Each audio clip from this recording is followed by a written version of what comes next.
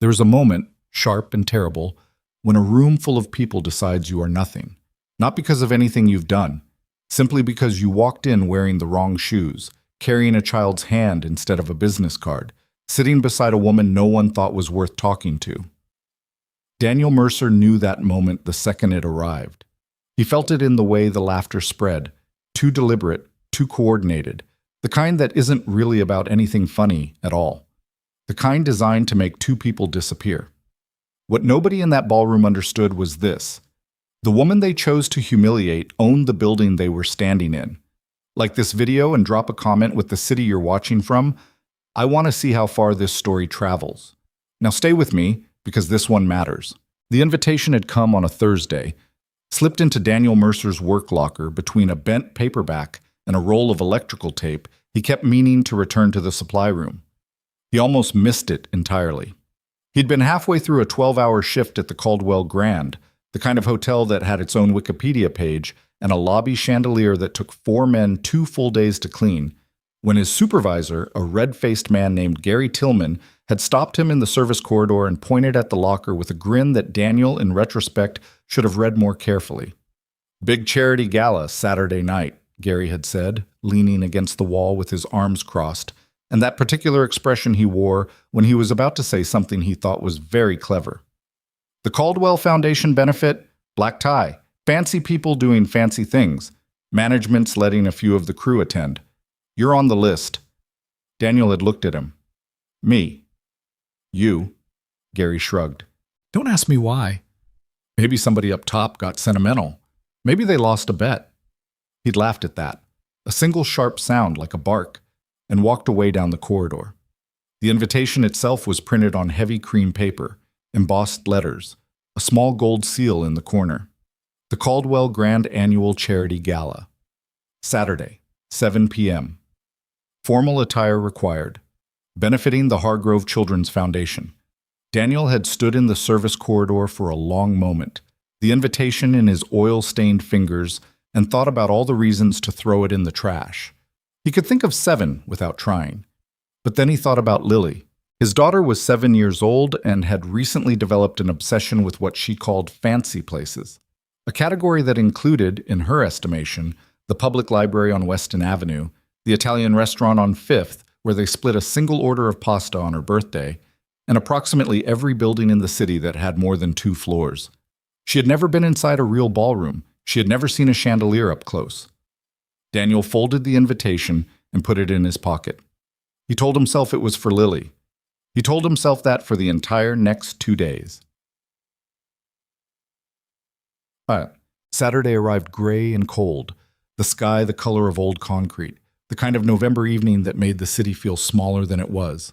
Daniel spent 40 minutes ironing his one good suit, a dark navy he'd bought 4 years ago for his sister's wedding and hadn't worn since, and another 20 minutes trying to remember how to tie a Windsor knot before giving up and doing a half Windsor instead.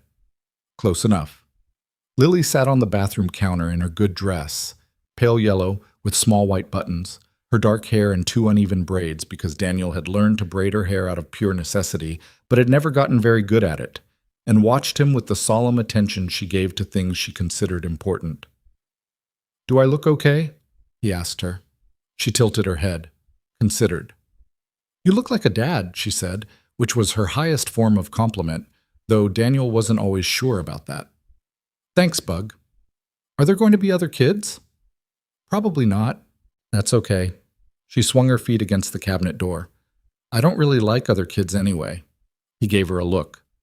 "That's not something you should say out loud." "Why not?" "Because it makes you sound like a 40-year-old man." She considered this information with great seriousness, and then nodded, apparently deciding this was acceptable. They took the bus. Daniel's truck had a transmission issue he hadn't had the money to fix yet, and Lily pressed her face against the rain-streaked window the whole way, narrating everything they passed with the calm authority of someone conducting an official survey. A yellow taxi. A man walking 3 dogs. A closed flower shop with buckets of dying carnations in the doorway. A building with broken windows on the 6th floor. She cataloged everything without judgment, the way children do before the world teaches them which things deserve more attention than others. The Caldwell Grand looked the way it always looked, imposing and golden and absolutely certain of itself. But seeing it from the sidewalk in a suit instead of from the service entrance in a maintenance uniform was a genuinely different experience. Daniel stood in front of it for a second longer than he meant to. "It's fancy," Lily said, with great satisfaction. "Yeah," he said. "It is." The ballroom was on the third floor, past a registration table staffed by two women in matching black blazers who scanned the invitation with handheld devices and gave Daniel a name badge and Lily a small sticker shaped like a star that she pressed onto her dress immediately and without hesitation. The room beyond the double doors was already half full. Round tables with white linens and low floral centerpieces. A small stage with a podium and a string quartet currently playing something quiet and unremarkable. Waiters moving through the crowd with trays of champagne and sparkling water. Daniel took 2 sparkling waters, handed one to Lily, and stood near the edge of the room, taking it in. He knew some of these people from work, not personally, but by type. Contractors. Vendors. City council members who showed up to things like this because they had to be seen. There were a few faces he actually recognized. Victor Hale, from the Caldwell Group's development division. A thick-necked man in his 40s with the particular confidence of someone who had never been told no. Beside him, Marcus Webb, another contractor who'd worked the hotel's most recent renovation, the one that had gone 6 months over schedule and significantly over budget. Marcus had a way of taking up more physical space than he needed to. Broad shoulders squared, chin slightly elevated, the unconscious posturing of a man who considered every room a negotiation. And there, at a corner table near the far wall, slightly removed from the rest of the gathering, a woman sitting alone. Daniel noticed her the way you notice something that doesn't quite fit the pattern of a room. Not because she was particularly conspicuous, but because of the contrast. Everyone else in the ballroom was orbiting each other with the practiced ease of people who had attended hundreds of these events, trading handshakes and business cards, and laughing at things that weren't particularly funny.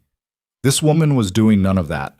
She sat with a glass of water in front of her and her hands folded loosely on the table, watching the room with an expression that was difficult to read from a distance. Not uncomfortable exactly, not nervous, more like someone observing something from a deliberate remove. She was 30 or so, dark-haired, in a simply cut charcoal dress that was elegant without performing elegance. No jewelry except small earrings, no name badge that Daniel could see from this distance. She was alone. At a charity gala full of people performing the work of being seen together, she was alone in a way that seemed pointed, and the people moving around her had clearly decided, with the collective efficiency that crowds develop for these things, that she was not worth approaching. Lily tugged his sleeve. "Dad." "Yeah? Why is that lady sitting by herself?" "I don't know, Bug. That seems lonely." He looked down at his daughter, who was watching the woman with an expression of profound personal concern, and thought, "Yeah, it does." The setup became clear to Daniel approximately 45 minutes after he arrived, and the clarity of it landed in his stomach like something cold. He'd been circling the room, making polite conversation with the few people who initiated it, keeping one eye on Lily, who had discovered the dessert table and was conducting her own independent investigation of its contents, when Gary Tillman materialized at his shoulder with 2 men Daniel didn't know, and the particular smile of someone who has been looking forward to a thing for a long time. "Danny!"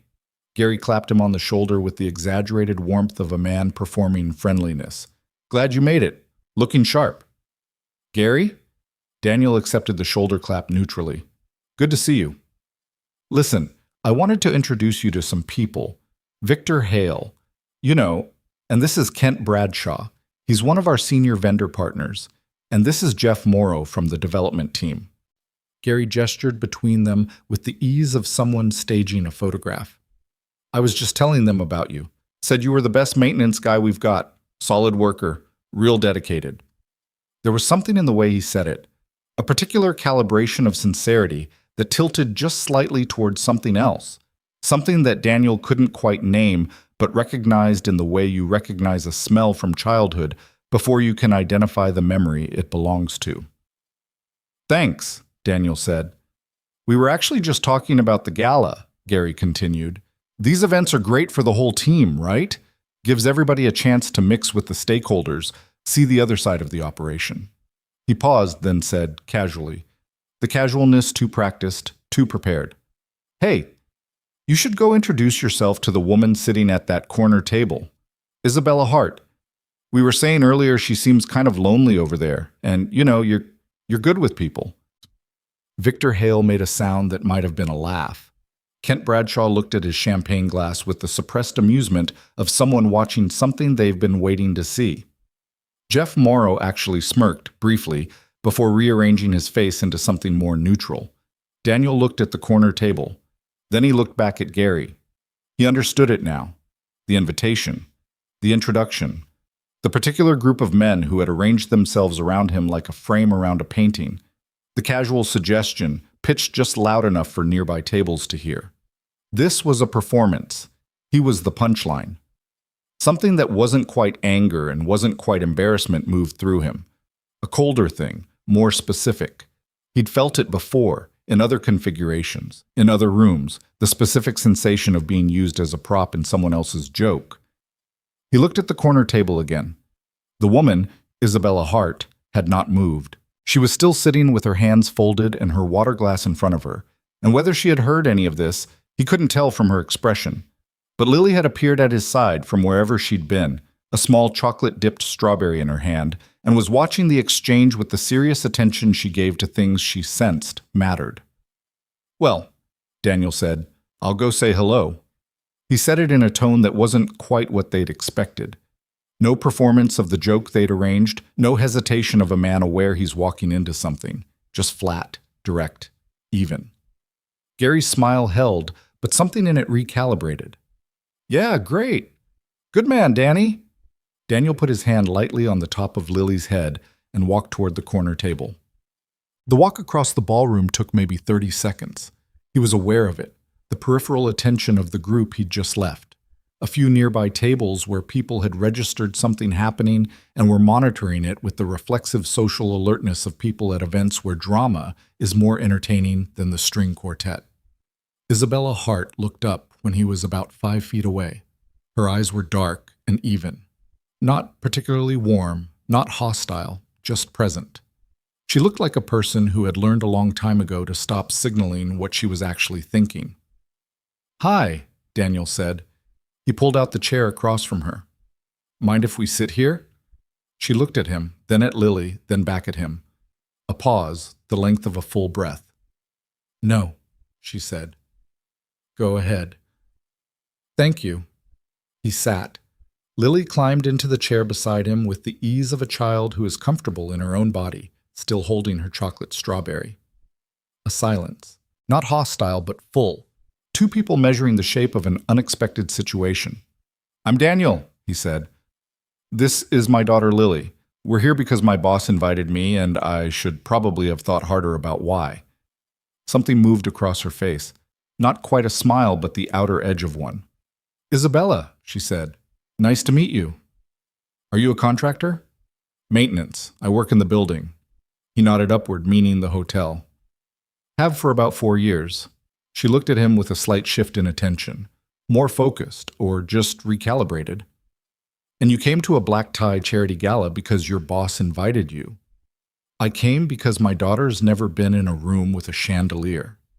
Lily, who had been examining her strawberry, looked up at this and nodded with grave, confirming authority. It's a really good chandelier, she said, directing this at Isabella with the seriousness of an expert opinion. Isabella looked at her. Something in her face moved in a way that was harder to read than the rest of her expression. A brief, unguarded thing, there and gone. It is, she agreed quietly. Lily held out her strawberry toward Isabella. Do you want some? It's chocolate. Daniel made a slight move to redirect, but Isabella was already looking at the offered strawberry with an expression that seemed genuinely uncertain, which surprised him. Not uncertain in the social way of a person deciding whether to accept a stranger's food. Something else. Like a person encountering a gesture they had forgotten existed. That's very kind, Isabella said, but you should keep it. Lily considered this verdict, then nodded and took another bite. My dad says it's good manners to share, she said, through the strawberry. He says even if someone says no, the The offering matters. Isabella looked at Daniel. He lifted a shoulder. 7-year-old with a better memory than a court reporter. Apparently. She looked at her water glass, then back at him. You walked over here knowing they were watching. It wasn't a question. He answered it anyway. Yeah. Why? He thought about the honest answer versus the several less honest answers available to him and decided on honest. Because the alternative was standing over there being the kind of person I don't want my kid to see me be. Another pause. Longer this time. That's an unusual answer, she said. It's the real one. Well, the trouble came, as Daniel had known it would, approximately 20 minutes after he sat down. He'd been in the middle of a conversation with Isabella, a real one, which had surprised him, moving from the awkward formal openings into something more natural about the hotel's architecture, about a water-damaged section of the east wing ceiling that Daniel had spent 3 days repairing the previous spring, about what it meant to fix things for a living versus building them, when he became aware of movement at the edge of his vision. Victor Hale was crossing the room. He had that particular walk, unhurried, deliberate, the walk of a man who expected space to be made for him, and he brought Gary and Kent Bradshaw with him, the way a weather front brings its own atmosphere. A few other people nearby began to orient toward the developing situation with the instinct of people who know something entertaining is about to happen. Daniel, Victor stopped at the table. He was smiling, a wide, practiced smile that his eyes had nothing to do with. Good to see you sitting down. You look comfortable. He let his gaze move to Isabella with the specific quality of attention that treated looking at a person as something you do to them rather than with them. Didn't interrupt anything, did we? You're fine, Daniel said, in a tone that did not agree. Victor pulled out an empty chair and sat without being invited, the way men like that do. Not because they don't know better, but because they've never been required to. Gary and Kent arranged themselves standing, which was somehow worse. So, Isabella, Victor leaned forward slightly, forearms on the table with the posture of someone closing a deal. We were talking earlier about the foundation benefit. Great event. Really important work you're doing here. He paused.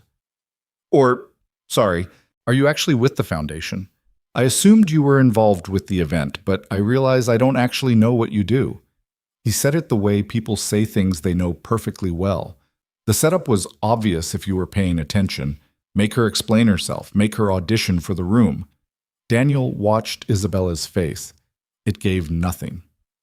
I'm in real estate, she said. Victor's smile broadened. Real estate, residential, commercial. He made it sound like a quiz. Acquisition and development. Here in the city? Primarily. Great, fantastic industry. He leaned back, satisfied with something Daniel couldn't see. Must be exciting at your level. What? Boutique properties? Renovation projects? The question was designed to be small, to put her in a small box and leave her there. Among other things, Isabella said. Kent laughed, lightly, the kind of laugh that's an editorial. Gary shifted his weight and was trying, without much success, to look like he wasn't watching this as closely as he was. Daniel felt the particular slow ignition of something in his chest, not hot, not impulsive, but steady, the kind of feeling that has been waiting for a decision to be made. Victor, Daniel said. His voice was even. What's the point? Victor turned to look at him with the expression of a man who considers being challenged by a maintenance worker a category error. I'm sorry? What's the point of this conversation? What are you actually trying to accomplish here? Victor stared at him for a beat. I'm just making conversation, Danny. Relax. My name is Daniel. He said it without emphasis, which somehow carried more weight than emphasis would have. And this isn't conversation. You've been watching since I sat down, you walked over here with 2 people, and you've been talking to this woman the way you talk to someone you've already decided doesn't matter. I'm asking what the point is. The nearby tables had gone quiet in the way that ballrooms go quiet. Not all at once, but progressively, like a sound dying at the edges and working its way in. Victor's smile was gone now. Something harder had replaced it, the thing that was actually underneath. I think you should remember where you work, Danny. Daniel, he said again, same tone, and I know exactly where I work. I work in the service corridor and the east wing and the sub-basement when the plumbing backs up, and I have for 4 years. I know this building better than most of the people in this room." He paused. "But what I'm talking about isn't about this building. I'm talking about the fact that you walked over here because somebody thought it would be funny to watch a maintenance worker try to impress a woman you assumed nobody cared about, and you wanted a front row seat to see how it went." The silence in the surrounding area was now total. "That's a hell of an accusation," Victor said, and his voice had gone flat and cold. "It's not an accusation, it's a description." Daniel stood up. Not quickly, not dramatically, just steadily, the way you stand up when you're finished sitting. "And I'll say the rest of it while I'm on my feet, since I think it applies to more than just you." He looked at the room. Not the whole room, but the section of it that had organized itself to watch this. There's a version of a room like this that functions the way it's supposed to. People coming together to do something useful with the advantage they have. And then there's this version where half the energy is spent figuring out who's worth talking to and performing cruelty toward people you've decided aren't. Those aren't the same thing, and you don't get to call it humor afterward and think that fixes it. He heard Lily's shift in her chair beside him. He did not look at her. He kept his eyes on Victor because he was not finished. "A person's worth," he said, "has nothing to do with what they own or who introduced them or which table they came in from. It has to do with how they treat people who can't do anything for them. That's the whole measure. That's the only one that holds." The room was very quiet. Victor Hale opened his mouth, and then Isabella Hart spoke. What? Her voice was calm, not elevated, not performing, just clear. The clarity of someone who has learned that a certain kind of quiet commands more attention than volume. "Mr. Hale," she said. Victor looked at her with the expression of a man being interrupted when he had the floor. "I want to clarify something for the room," Isabella said, "because I think there may be some confusion about who I am, and I'd rather address it directly than let it continue to shape the conversation." She looked at him evenly. "My name is Isabella Hart. I'm the CEO of Hart Capital Group. We acquired the Caldwell Grand 8 months ago as part of a portfolio expansion. As of last quarter, we hold controlling interest in 14 commercial properties in this city, including this building, the Aldrin Tower on Weston, and the 2 development parcels on the east side that your firm, Mr. Hale, submitted a renovation bid on in September." She let that settle. The silence in the ballroom had a different quality now, thicker, with a different weight in it. "The bid," she continued, "is currently under review." Victor Hale had the expression of a man watching the floor reorganize itself beneath his feet. Gary Tillman had gone a color Daniel had not seen before on a human face. "I attended this evening in a private capacity," Isabella said, "which is why I don't have a name badge. I came because the Children's Foundation does work I believe in, and because I prefer to observe the culture of an organization before I make personnel decisions. This evening has been informative." She reached for her water glass and took a calm sip. "I think that covers the necessary context." She set the glass down. She looked at Victor. She said nothing else. But the next 10 minutes were a study in the physics of a room after something has shifted. People found sudden reasons to look at their phones, to refill drinks, to develop absorbing conversations with whoever was nearest. Victor Hale remained standing for a long moment with the stillness of a man running emergency calculations, then made a sound. It was almost a laugh, the kind that tries to retroactively reframe everything that preceded it as a misunderstanding, as comedy, as nothing worth remembering. "Isabella, I think there's been some—" "Mr. Hale." Her voice had not changed in tone or volume. "I don't think there's anything unclear, do you?" He stopped. "Good," she said. He left. Gary and Kent went with him, gravitationally, the way smaller objects follow larger ones out of a room.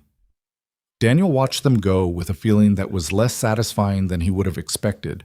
Not hollow exactly, but quieter than the moment seemed like it should be. That was usually how these things went. The actual moment of accountability rarely felt as large as the injustice that preceded it. It was just people walking away from something they couldn't undo. He sat back down. Lily had been watching all of this with an expression of focused concentration. She looked at Daniel, then at Isabella, then back at Daniel. She appeared to be processing something significant. Dad? She said. Yeah. You were loud. I know. But not yelling loud. More like the way you talk when the thing is serious. He looked at her. That's a good distinction. She nodded, apparently satisfied with her own analysis, and then turned to Isabella. Are you actually the boss of this building? Isabella's mouth did the almost smile thing again. Something like that. That's a lot of chandeliers, Lily said with gravity. It is, Isabella agreed. It's a significant responsibility. Lily processed this. Do you have to clean them? I have people who handle that. My dad cleans them. Lily glanced at Daniel. The big one in the lobby. He says it's the most careful thing he does all week. Isabella looked at Daniel. Her expression had shifted. It was more open now, or a layer of the surface had loosened, and underneath was something that looked less practiced, less managed. That chandelier has 740 individual crystal pieces, Daniel said, because the information was in his head and seemed like something to say. Each one gets hand-wiped. Takes 2 of us about 8 hours. I know, Isabella said. I reviewed the maintenance logs when we acquired the property. A pause. You have a note in the file. The previous GM wrote it, about a flooding incident in the East Wing. Daniel raised his eyebrows. The broken pipe in November 2 years ago. You stayed until 2 in the morning. The water was into the subflooring. You can't leave water in subflooring. She looked at him for a moment in a way he couldn't fully decode. Not calculating, not warm exactly. More like a person encountering something they had not arranged to find and were trying to determine what to do with it. No, she said. You can't. The string quartet, which had suspended its playing at some point during the preceding 10 minutes without Daniel noticing, started up again. Something slower now, less stiff.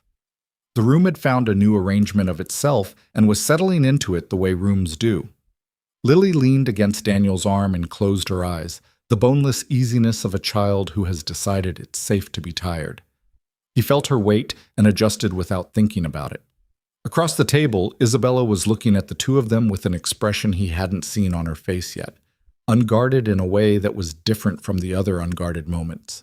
Not the almost smile, not the recalibrating focus. Something older and quieter than both of those. Something that looked, if he had to name it, like longing. Not the demonstrative kind, just the honest kind that surfaces when something reminds you of a shape your life used to have. She looked away before he could be sure he'd seen it correctly. Thank you, she said, addressing the table, for sitting here. It was the better option, Daniel said. It usually isn't, for most people. She turned her water glass slowly, once. That's how these rooms work. The better option is usually the costly one. Was for me too, probably. He thought of Gary's face, of the fact that he still had to show up to work Monday morning. We'll see. I can ensure, she started. You don't have to, he said. Not unkindly. That's not why. She looked at him. That's not why I sat down, he said. And it's not why I stood up. I just want to be clear about that. A full pause. The kind that has weight in it. I know, she said. Lily shifted against his arm without waking. One of the waiters passed with a tray, and Daniel took a small plate of crackers and cheese and set them on the table and didn't think about much for a few minutes, just sat in the low music and the adjusted atmosphere of the room and the small, solid fact of his daughter sleeping against him. Isabella was quiet too. Not uncomfortable quiet, just present. At some point, she reached out and touched the edge of Lily's star sticker where it had begun to peel at one corner, pressing it back down gently without waking her. She didn't say anything about it. Neither did he. Outside the tall windows of the ballroom, the city went on in the dark, yellow lights in the rain, and the chandelier above them held its 740 crystals steady, casting the same light on all of them. Daniel carried Lily out of the Caldwell Grand at 10:15, her head on his shoulder and her small body gone fully limp in the way children go limp when they have decided, unilaterally and without consultation, that the night is finished. The star sticker was still on her dress. He had his suit jacket folded over one arm and her shoes in his coat pocket because she'd kicked them off somewhere around the time the string quartet switched to a slower tempo, and he hadn't made her put them back on. The night air hit cold and direct. The rain down to a mist now. The the sidewalk dark and wet and reflecting the hotel's entrance lights in long orange streaks. He shifted Lily's weight and stood for a moment on the top step, not because he needed to, but because he wasn't quite ready to walk back into the regular shape of his life yet. He'd said goodbye to Isabella Hart at the table. A brief thing, not complicated, just her standing and offering her hand and him shaking it and Lily producing a sleepy wave from against his shoulder that Isabella had acknowledged with a nod that was somehow more genuine than anything else she'd done all evening. There had been a moment where it seemed like one of them might say something else, something that would set up the next thing, but neither of them did.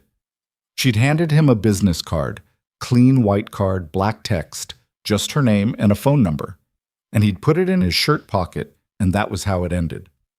He stood on the hotel steps and looked at the card once more under the entrance light. Isabella Hart, CEO, Hart Capital Group. He turned it over. Nothing on the back. He put it in his pocket with the shoes and walked to the bus stop.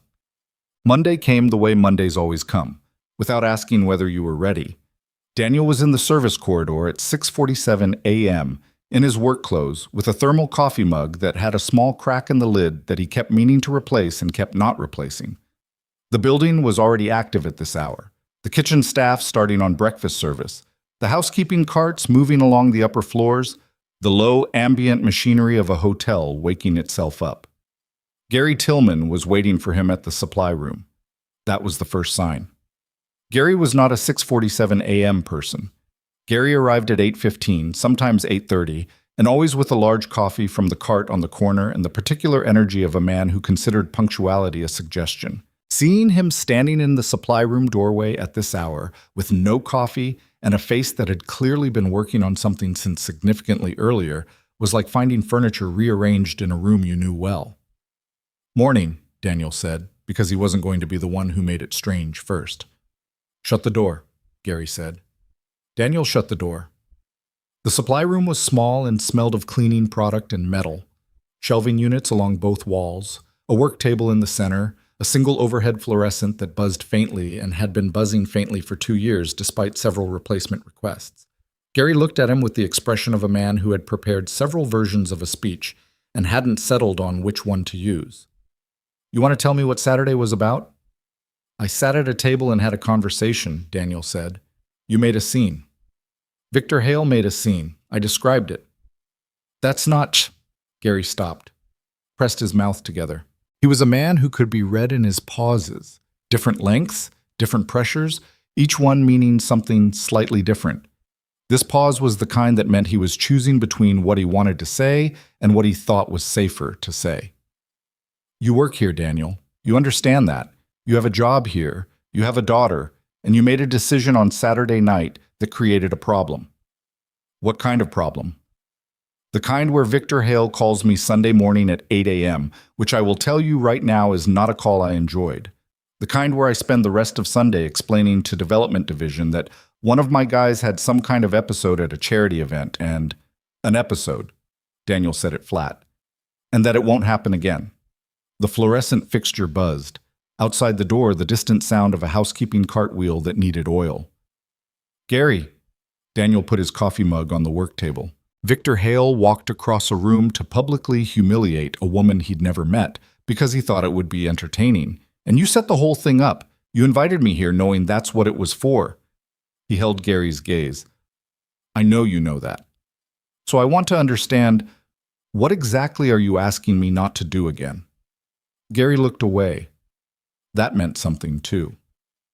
"I'm not saying what Victor did was great," he said, to a point on the shelving unit. "I'm not saying Saturday was handled well, but you have to understand how this looks from my position. I've got relationships in this building that go back 7 years.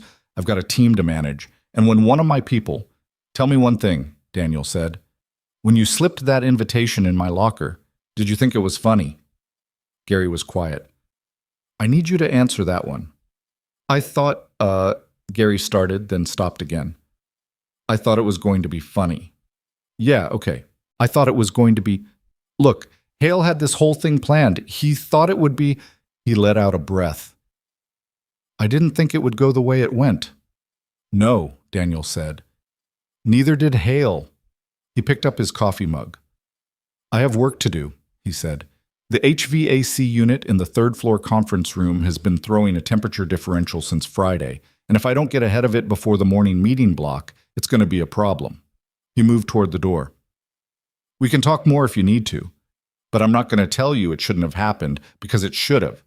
And I'm not going to tell you I'll handle things differently next time because I'd handle it the same way. He opened the door. Daniel. Gary's voice had changed. The confrontation texture was gone, and what was underneath it was something older and less certain. Hale's going to push. He's that kind of guy. He doesn't let things go without... I know, Daniel said. He went to fix the HVAC unit. The week moved forward with the grinding, ordinary momentum that weeks have, regardless of what happened the weekend before. Daniel replaced a section of copper pipe in the basement utility room. He recalibrated a thermostat on the fourth floor that had been misreading by 4 degrees for 6 months. He wrote up a maintenance request for the East Wing freight elevator that he'd been writing up quarterly for a year and a half, with the same result each time, which was that it disappeared into whatever system maintenance request disappeared into without acknowledgement. He did not call the number on Isabella Hart's business card. He thought about it twice. Once on Tuesday, while he was eating lunch in the service corridor, and once on Thursday while he was picking Lily up from her after-school program. Both times he held his phone for a moment and then put it away. He wasn't sure what he would say, and he didn't like making calls when he wasn't sure what he would say. He had a general policy about that. What he mostly thought about, in the background of fixing pipes and recalibrating thermostats, was the look on her face when Lily had offered her the strawberry. The before and after of it, the way something had moved across her expression that she hadn't controlled, not the managed composure she'd worn for the rest of the evening, but something underneath that, something with its own temperature. He thought about what she'd said, that the better option was usually the costly one, that for most people it wasn't worth it. He thought about her pressing Lily's star sticker back down at the corner where it had started to peel. He thought about those things, and then he thought about the fact that she was a billionaire CEO who owned the building he worked in, and the sheer practical implausibility of any of it mattering beyond the context of a single strange evening, and he went back to his work. On Friday, he got a voicemail. He almost didn't listen to it. Unknown number, no text preceding it. His general policy was to let those go to voicemail and deal with them when he had 5 minutes and the right amount of patience. He was in the middle of a boiler inspection when his phone buzzed, and he finished the inspection before he checked it, and then stood in the boiler room with his back against the wall and listened. This is Isabella Hart. A pause. Not hesitant, just measured, like she was selecting words by weight. I wanted to follow up on Saturday evening, not on the situation with Hale. That's been handled. I wanted to say that the conversation we had at that table was one of the better ones I've had in recent memory, which is either a good sign or an indictment of my recent social calendar, possibly both. Another pause. I also have a professional matter I'd like to discuss, if you're open to it. Not urgent. At your convenience. And she gave a number, the same one on the card, he noted, and then, your daughter has good instincts. Give her my regards. The voicemail ended. Daniel stood in the boiler room for a longer moment than he usually spent standing in the boiler room, listening to the low-pressure sound of the equipment, and thought about several things at once. He called back on his lunch break. She picked up on the second ring, which surprised him. He'd expected an assistant, a hold, the layered intermediary structure of someone who ran 14 commercial properties and had presumably more calls in a day than she could manage personally. Daniel, she said, like she'd been expecting the call at exactly this time. Isabella. He was sitting on an overturned milk crate in the loading dock, which was not the setting he would have chosen, but was what was available. You said a professional matter. I did. He could hear in the background the faint sound of an open-plan office. Keyboards, a distant phone, the white noise of a large room with people working in it. I want to give you some context first. Hart Capital has a social investment arm. It's not well publicized because we prefer action over announcement. One of the initiatives we've been building for the last 18 months is a residential restoration program. Older housing stock in under-resourced neighborhoods, most of it structurally sound but badly deteriorated. We go in, assess, restore, and return the units to families through a subsidized long-term lease model. Daniel listened. He was thinking about what she wasn't saying yet, the shape of the thing she was building toward. "We're expanding the program," she said. "Significantly. We've got a new property cohort, 42 units across 6 buildings, and we're in the process of building out the technical team. I've been looking for a site operations lead, someone with hands-on restoration experience, project management capability, and the judgment to handle the gap between what a contract says and what the actual work requires." She stopped. "And," he said, "and I've reviewed your maintenance records at the Caldwell. 4 years, not a single callback on a repair. The East Wing flooding response, 3 separate instances where you identified structural issues that weren't in your work order and flagged them through proper channels before they became expensive problems." A brief pause. "I also spoke to 2 members of the housekeeping staff and a sous chef in the kitchen, none of whom knew I was asking about you specifically." "That's a thorough process," Daniel said, and wasn't sure whether he found it impressive or unsettling, or both. "I prefer to understand what I'm actually dealing with rather than what the paperwork says." Her voice had a different quality on the phone, less the performance of composure, more the direct plainness of someone who didn't need to manage her image at this particular moment. "The position pays about 3 times your current salary, full benefits, fixed project schedule with clearly delineated hours, and because I'm aware this matters, regular predictable hours rather than the variable shift structure you're currently on." Regular hours. He thought about the number of school events he'd missed, the parent-teacher conference he'd attended by phone from the parking lot of the hotel, the 3 times in the last year he'd had to call his neighbor, Mrs. Ochoa, to pick up Lily because his shift had run long. "Why me?" he said.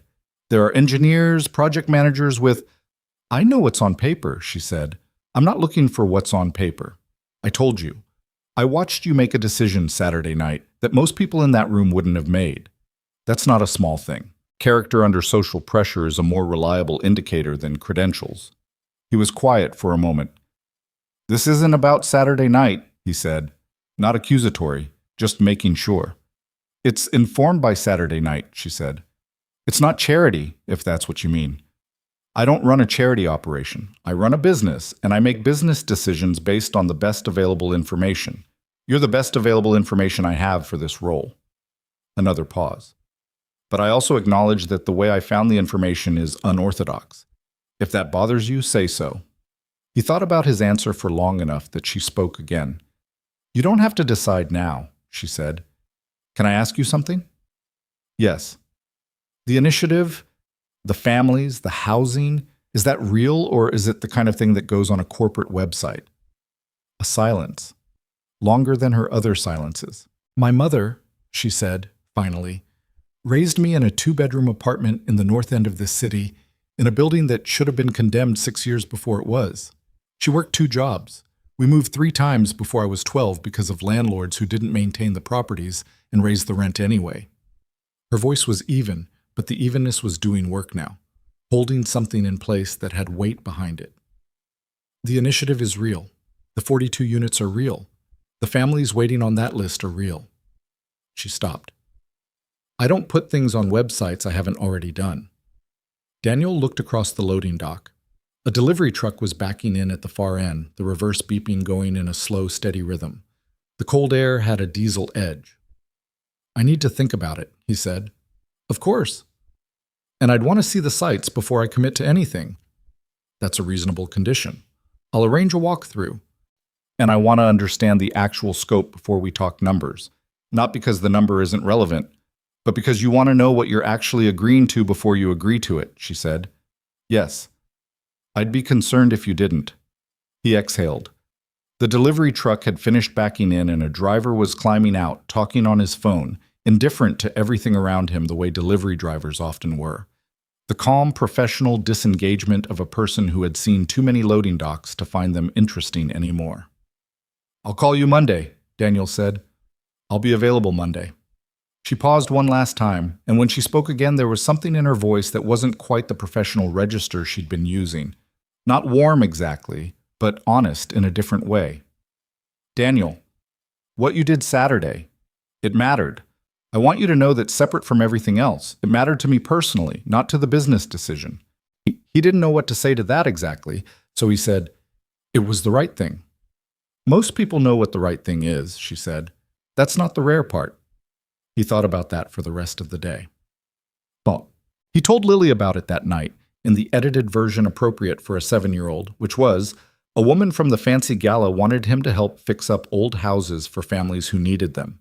He left out the salary figure and the professional complexity and the part about his maintenance records being reviewed without his knowledge. He kept the part about the families. Lily was sitting on the kitchen counter eating cereal, which she did sometimes in the evenings when she was too hungry for dinner to be a formal affair. She listened to the edited version with her serious face on. "The lady with the star sticker?" she asked. "Yeah. She wants you to fix houses, essentially. For families." For families. Lily ate 2 spoonfuls of cereal, looking at the middle distance. Processing. "Is it going to mean you work late again?" "No," he said. "Actually, it would probably mean more regular hours." She looked at him. "Like picking me up regular?" "Like picking you up regular." Something in her face did a small thing, not a big reaction, because Lily was not a big reaction child. She was a quiet reaction child who stored things away and dealt with them internally. But a small, soft opening that told him this was something she'd been carrying without saying much about. "Okay," she said.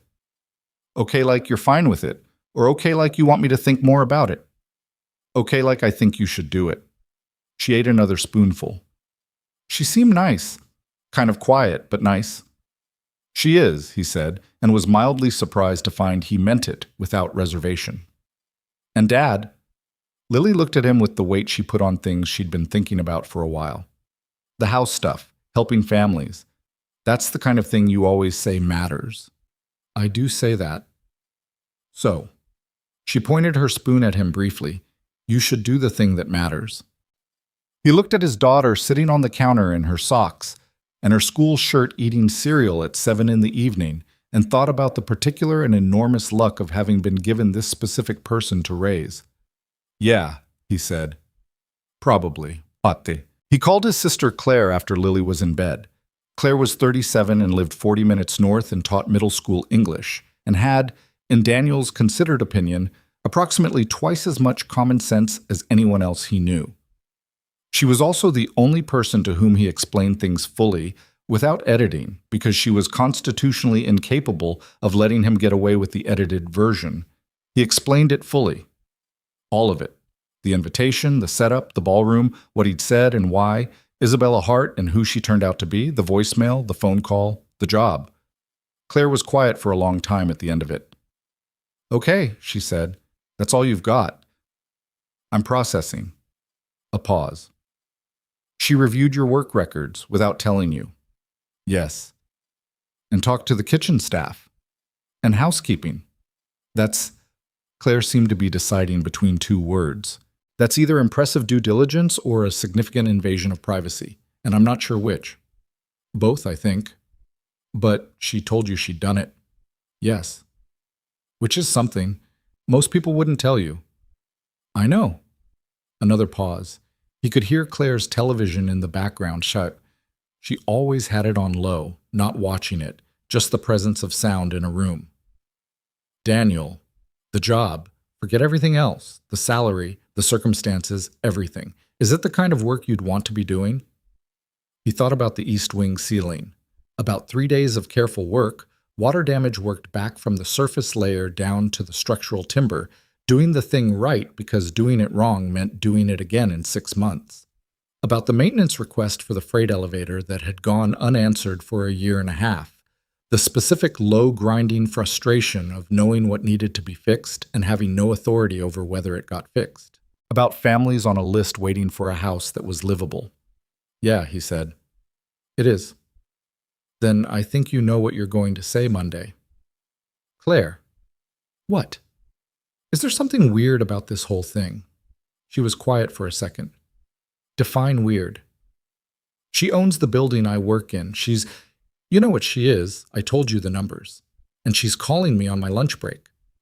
"I think," Claire said slowly, That a woman who grew up the way you said she did, who built what she built, and who went to a charity gala and sat alone in a corner. I think that woman is probably very good at evaluating people and very bad at having them in her life in any real way. A pause. Which would make someone like you, who sat down without being asked and didn't want anything from it, approximately the most disorienting thing that's happened to her in years. Daniel didn't say anything for a moment. That's a lot of speculation, he said. It's pattern recognition, Claire said. I've been teaching 13-year-olds for 12 years. I know what isolation looks like when it dresses up in expensive clothes. He let that sit. Call her Monday, Claire said. Take the walkthrough, see the buildings. Make the decision that makes sense when you're standing in front of the actual thing, not the imagined version of it. Yeah, he said. And Daniel. Her voice shifted slightly.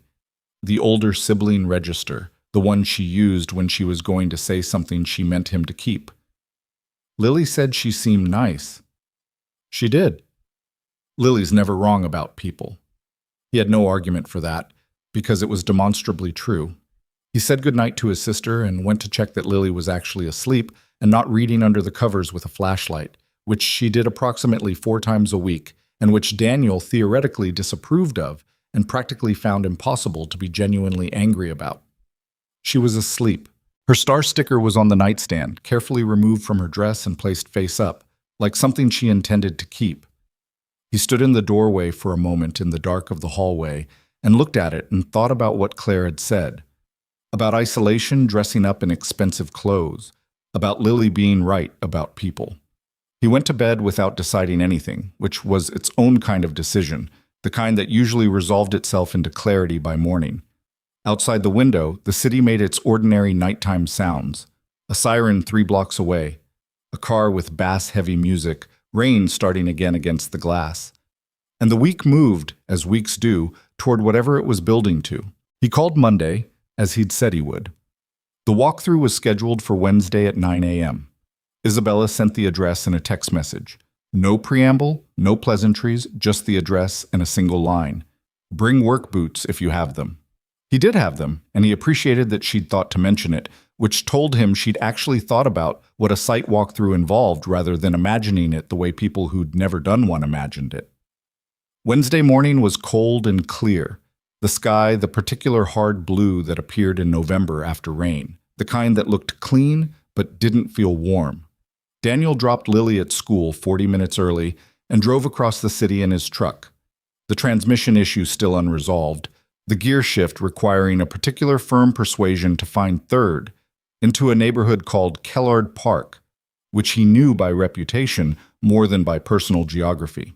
Kellard Park was one of those neighborhoods that the city's development conversation had been circling for 15 years without landing. Old housing stock, mostly pre-war construction, solid bones in most of it, but decades of deferred maintenance accumulated like sediment. Some blocks had been quietly gentrifying for 3 or 4 years, coffee shops and bike lanes appearing at the edges, property values quietly realigning. Other blocks remained in the original condition, not blighted exactly, but tired. The kind of tired that comes from being consistently told you're next in line and watching the line never quite reach you. Isabella was already there when he arrived. She was standing outside a 4-story brick building on Kellard Avenue in a dark coat and the work boots he'd suggested, holding a hard hat and a folder of documents and looking at the building's facade with the focused attention of someone doing a mental inventory. No assistant with her. No entourage. Just her and the folder and the hard hat and the building. He parked and got out and walked over. "You're early," he said. "I'm always early." She handed him a hard hat. "The building inspector was here last Thursday. His report's in the folder. I want your independent read before I tell you what he said." That was smart, and he told her so. "I learned a long time ago that the order in which you receive information shapes what you think about it," she said. "I'd rather have 2 clean assessments than one that's already contaminated by the other." They went inside. The ground floor was a long corridor with 4 units off it, 2 on each side, the kind of layout common in this era of construction. Practical, not generous, built for function rather than comfort. The floors were original hardwood under the grime, which was a better situation than he'd expected. The walls were plaster and lathe, which meant any electrical work would be invasive but manageable. The ceiling in the corridor had a long water stain running from front to back that told a specific story about the unit directly above it. Daniel walked the ground floor slowly, and Isabella walked with him, and he was aware, in a peripheral, professionally irrelevant way, of the fact that she moved through a deteriorated building with none of the discomfort that wealthy people sometimes brought to such spaces. No flinching at the peeling paint, no distancing. She looked at everything the way he looked at everything, as information. Roof? He asked. Partially replaced in 2019, east section only. The west slope still has the original substrate under a layer of rolled asphalt patching. That's the source. He pointed at the water stain. That kind of stain pattern. It's not from direct leak, it's from slow infiltration over a long period. The patching held the water on the roof surface long enough for it to find the path of least resistance through the substrate. He looked up at the stain, running his eye along it. You've got moisture in the ceiling cavity right now, even without active rain. Probably some mold development. That's going to need to come out before anything else. She wrote something in the folder margin. They went upstairs. The second floor was better and worse in different ways. 2 of the 4 units had been recently vacated, and the previous occupants had done that thing that people sometimes do in rentals they've given up on. Not destroying them exactly, but progressively not caring. Layers of small damage that added up. A patched hole in a wall that had been patched badly. A bathroom tile repair done with the wrong grout color. A window frame that had been painted shut and then forced open and painted shut again. The other 2 units were still occupied. He saw the evidence of habitation in the ordinary details. A child's drawing taped to the inside of a door. A pair of shoes in a hallway. A handwritten note on a refrigerator that he didn't read but registered as a human thing. Someone's ordinary life continuing inside this deteriorating shell. The occupied units, he said, where do those families go during restoration? Temporary relocation housing. We've secured 20 units in 2 buildings 2 miles east. Same neighborhood, different block. Who manages the relocation? We have a coordinator. Her name is Petra Valdez. She's been with the social investment arm for 3 years. She handles the family communication and logistics. Does she actually talk to the families, or does she send them documents? Isabella looked at him. She actually talks to them. She grew up in this neighborhood. That was a hiring criterion. He nodded and went back to the window. The frame was original wood, single-pane glass, the kind of window that was a known thermal liability, but was also, in a building like this, one of the things worth preserving if you were doing this right. You could replace it with a modern double-pane unit and lose something about the character of the thing that you couldn't get back. Or you could restore the original, rebuild the sash, add a storm window on the exterior, and end up with something that performed adequately and still belonged to the building.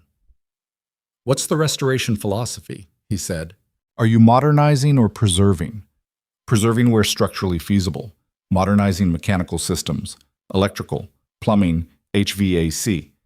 Cosmetically, the intention is to retain the original character. These buildings were built well. That shouldn't be erased. That costs more. I know.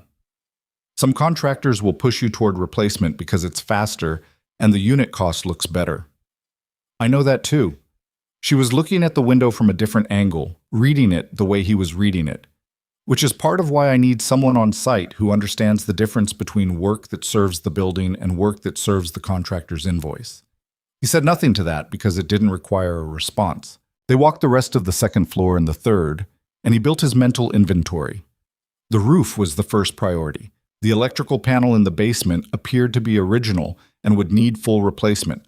The cast iron plumbing stack was in better shape than he'd expected, but had 2 sections that needed relining. The third floor unit at the rear had a foundation crack visible through the exterior wall that would require structural assessment before any other work proceeded. On the 4th floor, at the front of the building, there was a unit that had a large window facing west, and through it, in the hard November light, you could see the neighborhood spread out below. The irregular roofline of the surrounding blocks, a playground 3 buildings down with a broken swing set and 2 kids using it anyway, a corner store with a hand-lettered sign in the window, the long straight line of Kellard Avenue running toward the highway overpass in the distance. Daniel stood at that window for a moment and looked at it. Isabella stood beside him, a few feet away. 42 units, she said. 6 buildings. The occupancy list has 63 families currently on it. Single parents, mostly. A few elder households. A couple of multi-generational situations where 3 generations are sharing a 2-bedroom because there's no other option. He looked at the playground, at the 2 kids on the broken swings, pumping their legs to get height out of equipment that wasn't quite doing its job. How long does the restoration take? He said. Per building. Projected 4 to 6 months per building, working 2 in parallel. 18 months to 2 years for the full cohort, depending on what the assessments turn up. She paused. The inspector's report found most of what you found, with one addition. The building at the end of the block, number 41, has a more significant foundation issue than it appears from the street. He flagged it as a potential rebuild rather than restore. You want my read on that too? I want your read on all of it. That's why you're here. He turned away from the window. What happened with Hale's bid? She didn't look surprised by the question. Withdrawn. His firm cited scheduling conflicts. You gave him the option to withdraw. I gave him the opportunity to preserve what remained of his professional standing in this city. Whether he took it or not was his decision. She was looking at the playground now, the same 2 kids still swinging. Victor Hale is not a good man, but he's also not the primary obstacle to anything I'm trying to build. I don't have the energy to make him a significant character in my story. Daniel thought about that. That's a generous framing. It's a practical one. She turned from the window. Anger is expensive. I've done the math. They went back downstairs in silence that was not uncomfortable. In the ground floor corridor, he stopped and looked again at the water stain on the ceiling, and then at the hardwood floor, and then at the plaster wall where someone, decades ago, had pressed a child's handprint into the wet plaster near the baseboard and let it set. Barely visible, the paint over it, but there if you looked. He crouched down and looked at it. How old is that? Isabella said from behind him. Old, 30s maybe. You can tell by the plaster composition, the way it's set. He looked at it for a moment. Someone's kid. Probably thought it was funny at the time. He stood up. Don't paint over it, he said. She looked at him. When you do the restoration, don't paint over it. She wrote something in her folder. Boom. They looked at 2 more buildings that morning. A 3-story structure on Kellard Court with a more straightforward scope of work, and the problematic Building 41 that the inspector had flagged, which turned out to be, in Daniel's assessment, a complicated middle ground. Not a full rebuild, but not a standard restoration either. The foundation needed partial underpinning on the east side. The first floor would need to come down to the structural frame. It was expensive work and slow work, and work that required someone who understood the difference between what you could save and what you were only pretending to save. He told her that standing on the sidewalk in front of Building 41, in the direct cold November light with his hard hat in his hand. That's consistent with what I thought, she said. It's going to push your timeline. Yes. And your budget. I know. But if you do it right, it's worth doing right, she said. That's not in question. He looked at the building. It was a plain facade, brick gone dark with age. The window openings regular and proportionate. A small decorative cornice at the roofline that someone had cared enough to put there a long time ago.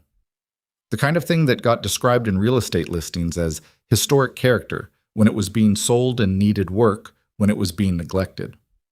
I'll take the job, he said. He hadn't planned to say it standing on this particular sidewalk. He'd thought he'd go home and think about it for a few more days and then call her from somewhere more considered. But standing in front of the building, having walked through the work that needed doing, it seemed beside the point to perform deliberation he'd already finished. Isabella was quiet for a moment. Not dramatically, just a pause that had something in it. Good, she said. I'll need 2 weeks at the Caldwell to hand off properly. Take 3 if you need them. 2 is enough. He put his hard hat back on briefly to look at the cornice, then took it back off. I'll want to meet Petra Valdez before I start, and I'll want access to the full inspector reports and whatever construction documentation exists, going back as far as there is any. I'll arrange it. And the families on the relocation list. I want to understand their situations individually, not from a document. She looked at him.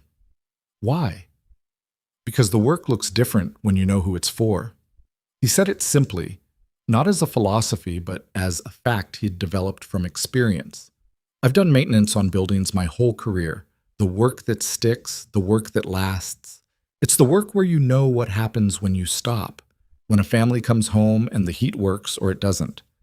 When a kid can sleep without hearing water come through the ceiling. He looked at the building.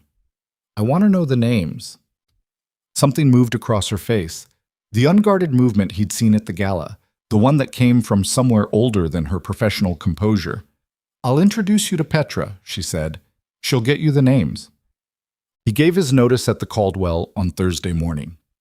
Gary Tillman received it with the expression of a man who had been partially expecting something and was not entirely surprised, but was still somewhat surprised. He read the letter twice, put it on his desk, and looked at Daniel with a complicated assortment of things happening behind his face. Heart Capital, he said. Yes. She offered you a job. She did.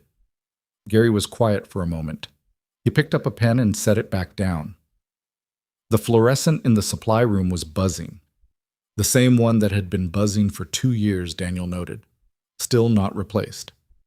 Is this about what happened Saturday? Gary said. It's about a better opportunity, Daniel said. Saturday didn't have anything to do with how this ended up. That was mostly true.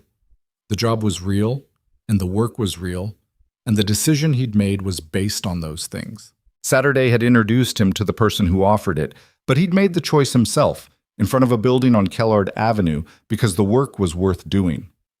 Gary looked at him for a long moment. I owe you an apology, he said. Daniel waited. Saturday. Gary set down the pen again. The invitation, the setup, it was a bad call. I knew it was a bad call when I was doing it, and I did it anyway, and that's the worst version of it. I'm sorry. Daniel looked at him. Gary was not a man who apologized easily.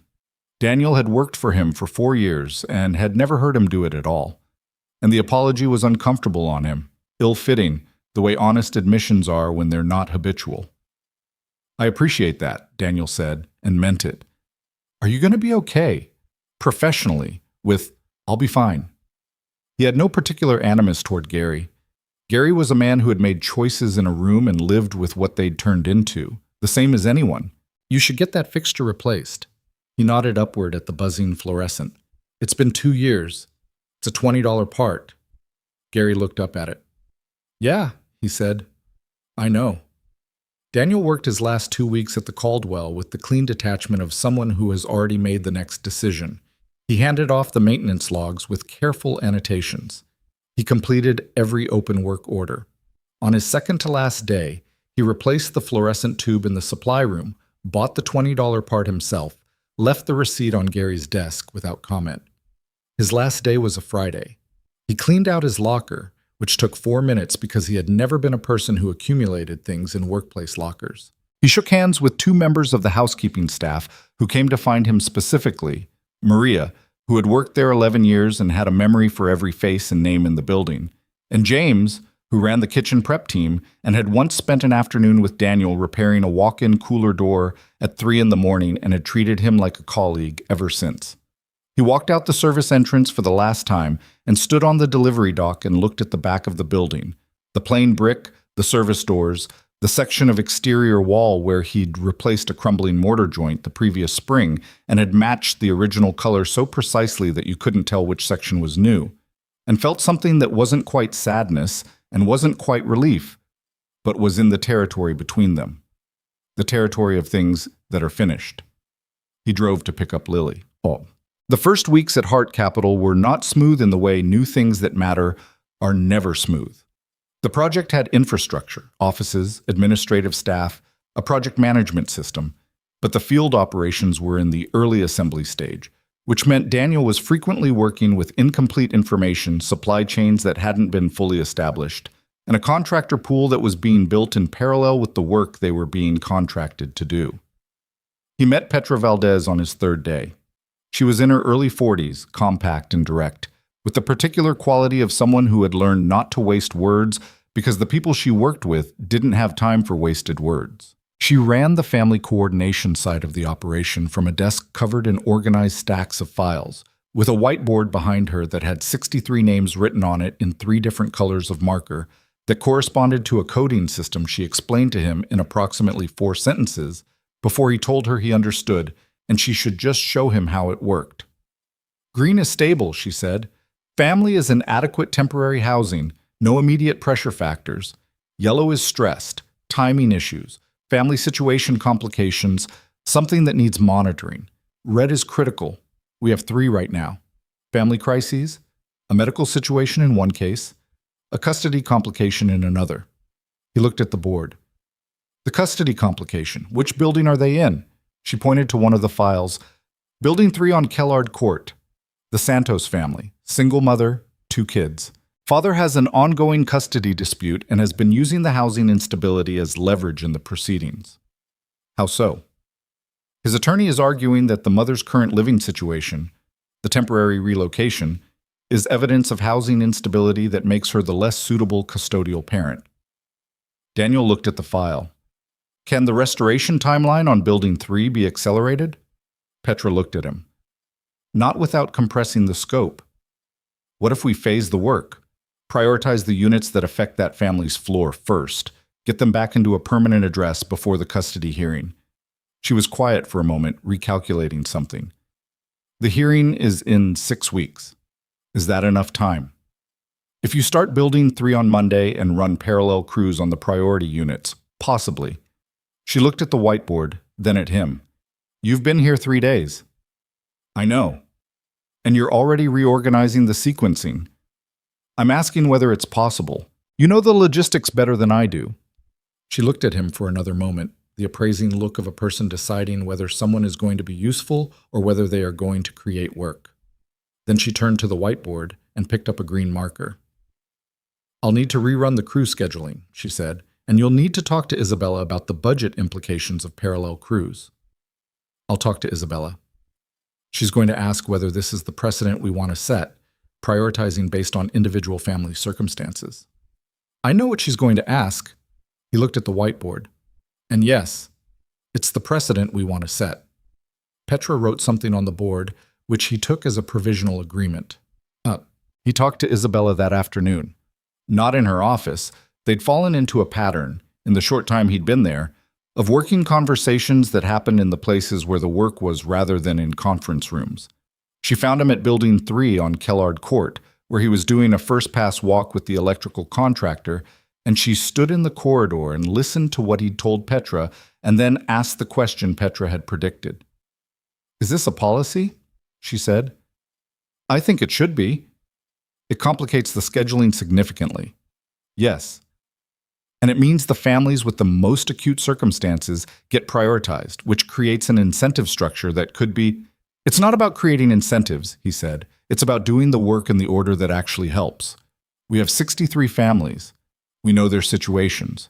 We have the ability to sequence in a way that responds to that. Not doing it because the logistics are inconvenient seems like the wrong trade. She looked at him the way she sometimes looked at him, the focused attention of someone who was making more than one assessment at the same time. The budget increase for parallel crews, she said. 12% on Building 3. I went through the numbers with the contractor this morning. You went through the numbers this morning. I wanted to bring you the ask with the math already done. She was quiet for a moment. Approved, she said. He nodded and went back to the walkthrough. There was a Saturday in early December when the project's first major problem arrived. The structural engineer's assessment of Building 41 came back, and it was worse than the inspector's report had suggested. The east foundation wall had a lateral crack that the inspector had identified but had underestimated. The actual displacement was 7 millimeters, not 3. And the soil conditions beneath indicated a long-term drainage issue that had been compromising the footing for potentially 2 decades. The engineer's recommendation was full foundation replacement on the east side, which was a 6-figure addition to the scope and a minimum 8-week extension to the timeline. Daniel sat in the Hart Capital offices on a Saturday morning.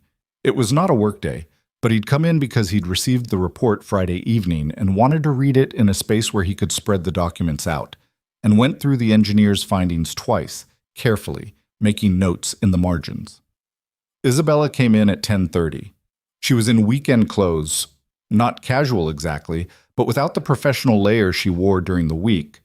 A dark sweater and jeans, her hair down rather than back, and she looked, for the first time since he'd known her, like someone who wasn't on the way to or from something important. She stopped when she saw him at the conference table with the documents spread out. "The 41 report," she said. "Sat down with it this morning." He looked up.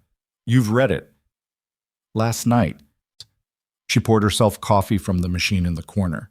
The office had one of those large pour-over setups, the kind that made actually good coffee, which he'd noticed on his first day and considered a positive institutional indicator, and sat across from him. "How bad?" "The engineer's estimate is conservative on the labor hours. In my experience, foundation work on buildings this age runs about 20% over the projected hours, because there are always surprises once you open the footing.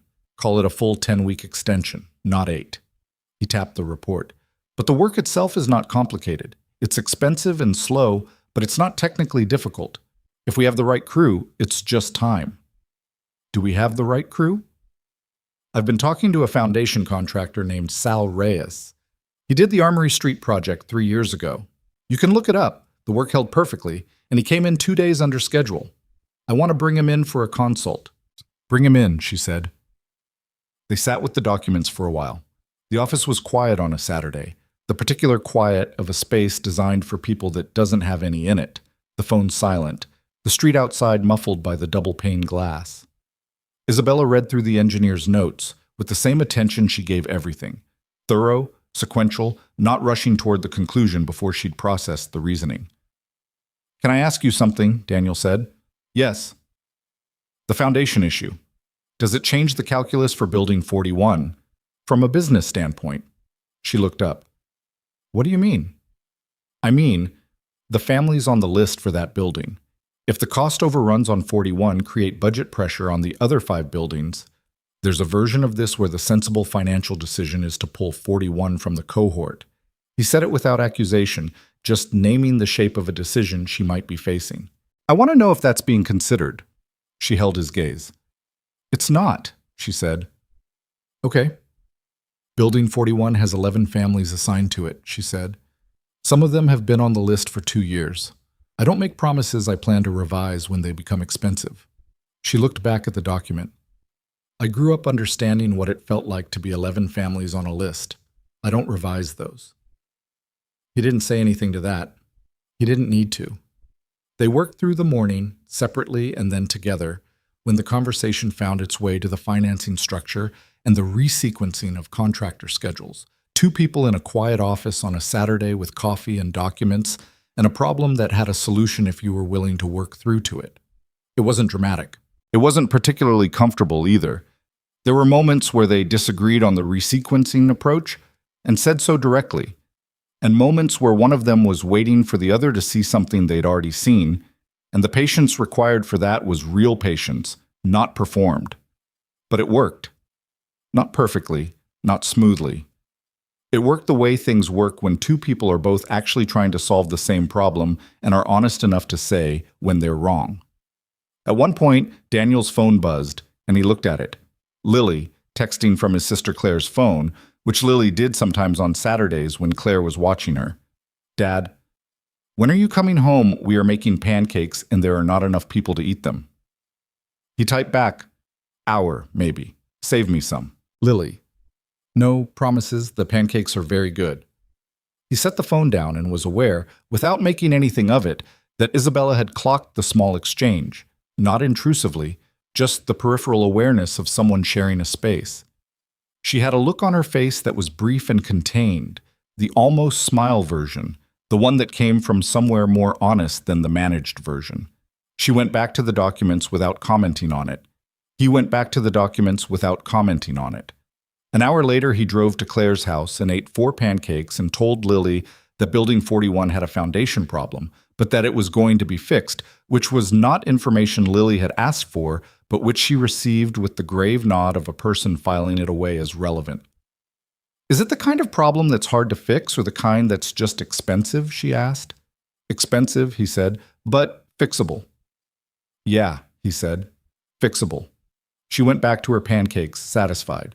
He sat at his sister's kitchen table and drank coffee and thought about the woman in the office with the documents spread around her, who had grown up the way she'd grown up and built what she'd built, and had sat in a corner alone at a charity gala because that was apparently still what her life looked like inside all of it.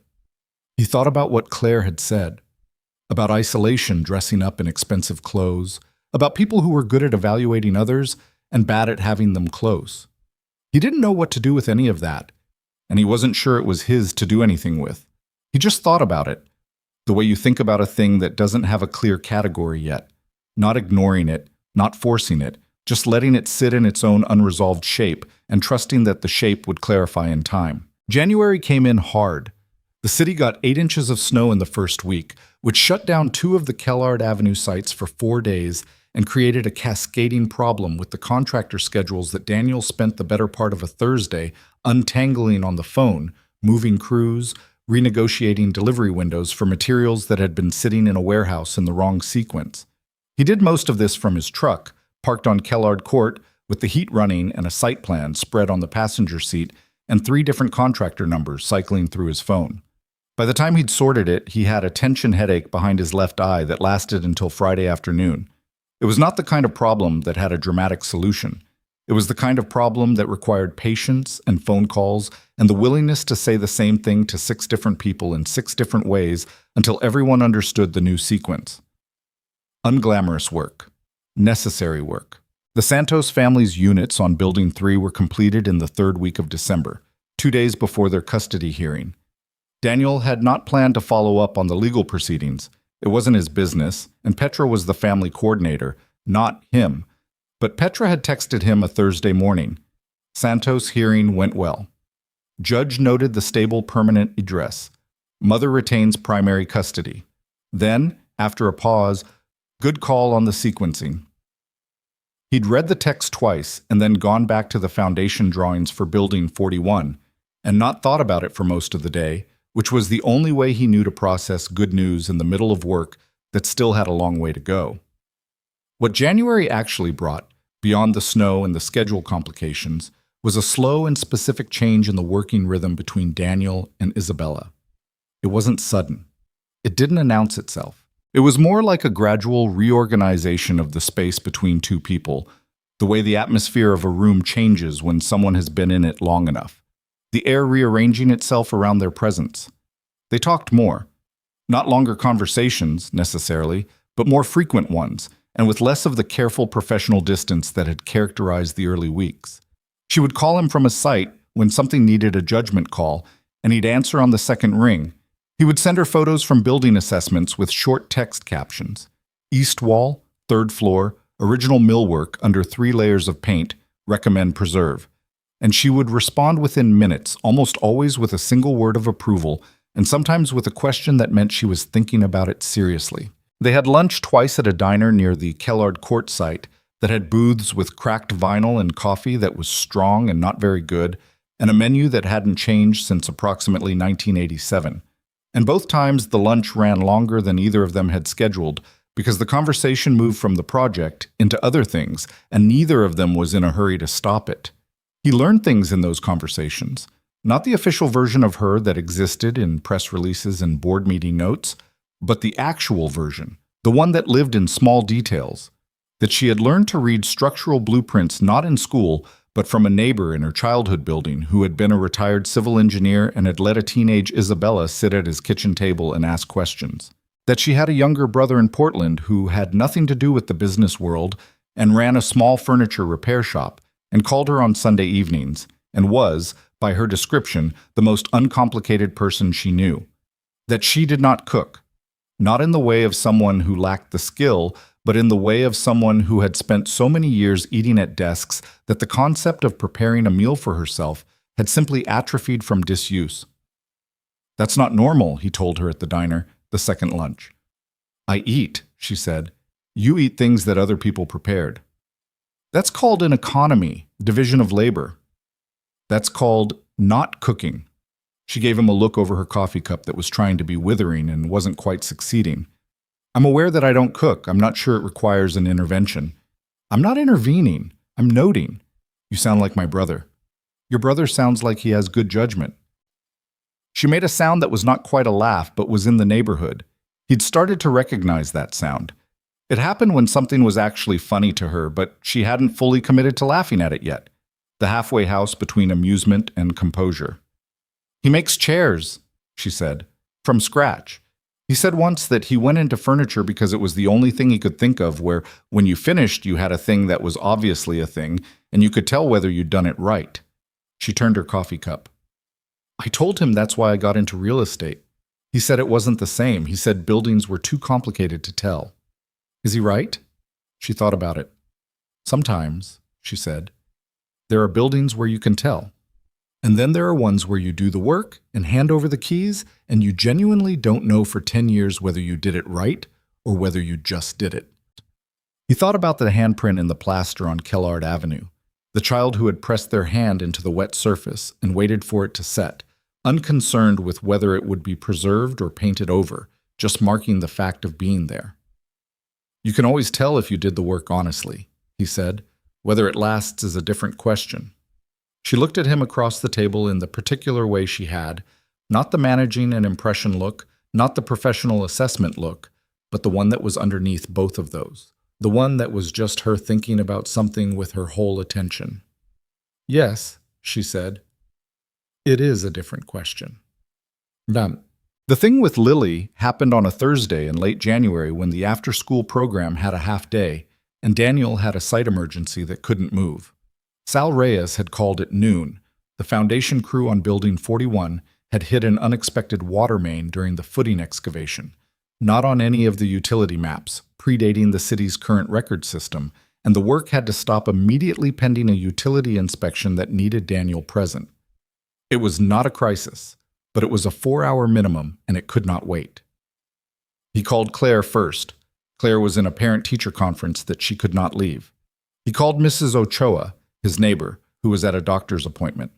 He sat in his truck outside Building 41 and looked at the time and thought about his options. He called Isabella. He almost didn't. There were reasons not to. Professional distance, the not mixing of things, the general awkwardness of the ask. But the practical reality was that she was 20 minutes from Lily's school and his other options were exhausted. I need a favor, he said. It's personal, not work. A pause. Go ahead. He explained the situation. The water main, the inspection, Lily's early release, the gap in coverage. I can pick her up, Isabella said without hesitation. You don't have to. I have a car, and I know where the school is. I reviewed the neighborhood demographics when we were assessing the Kellard properties, which means I know the school boundaries. A pause. That's a strange thing to know. I realize that. A little, yeah. Send me the school name. I'll need ID to sign her out. He almost said, "Are you sure again?" and stopped himself because she had already said yes, and asking twice was not respectful of her answer. Thank you, he said instead. Don't thank me yet. Your daughter is 7 and I am significantly less practiced at 7-year-olds than you are. She's pretty self-managing, he said. She'll probably give you a tour of whatever she's been thinking about this week. What has she been thinking about this week? As of Monday, the structural logic of spiderwebs. She wants to know why they're stronger than they look. A silence. I can work with that, Isabella said. Bomb. He got to the Hart Capital offices at 5:40.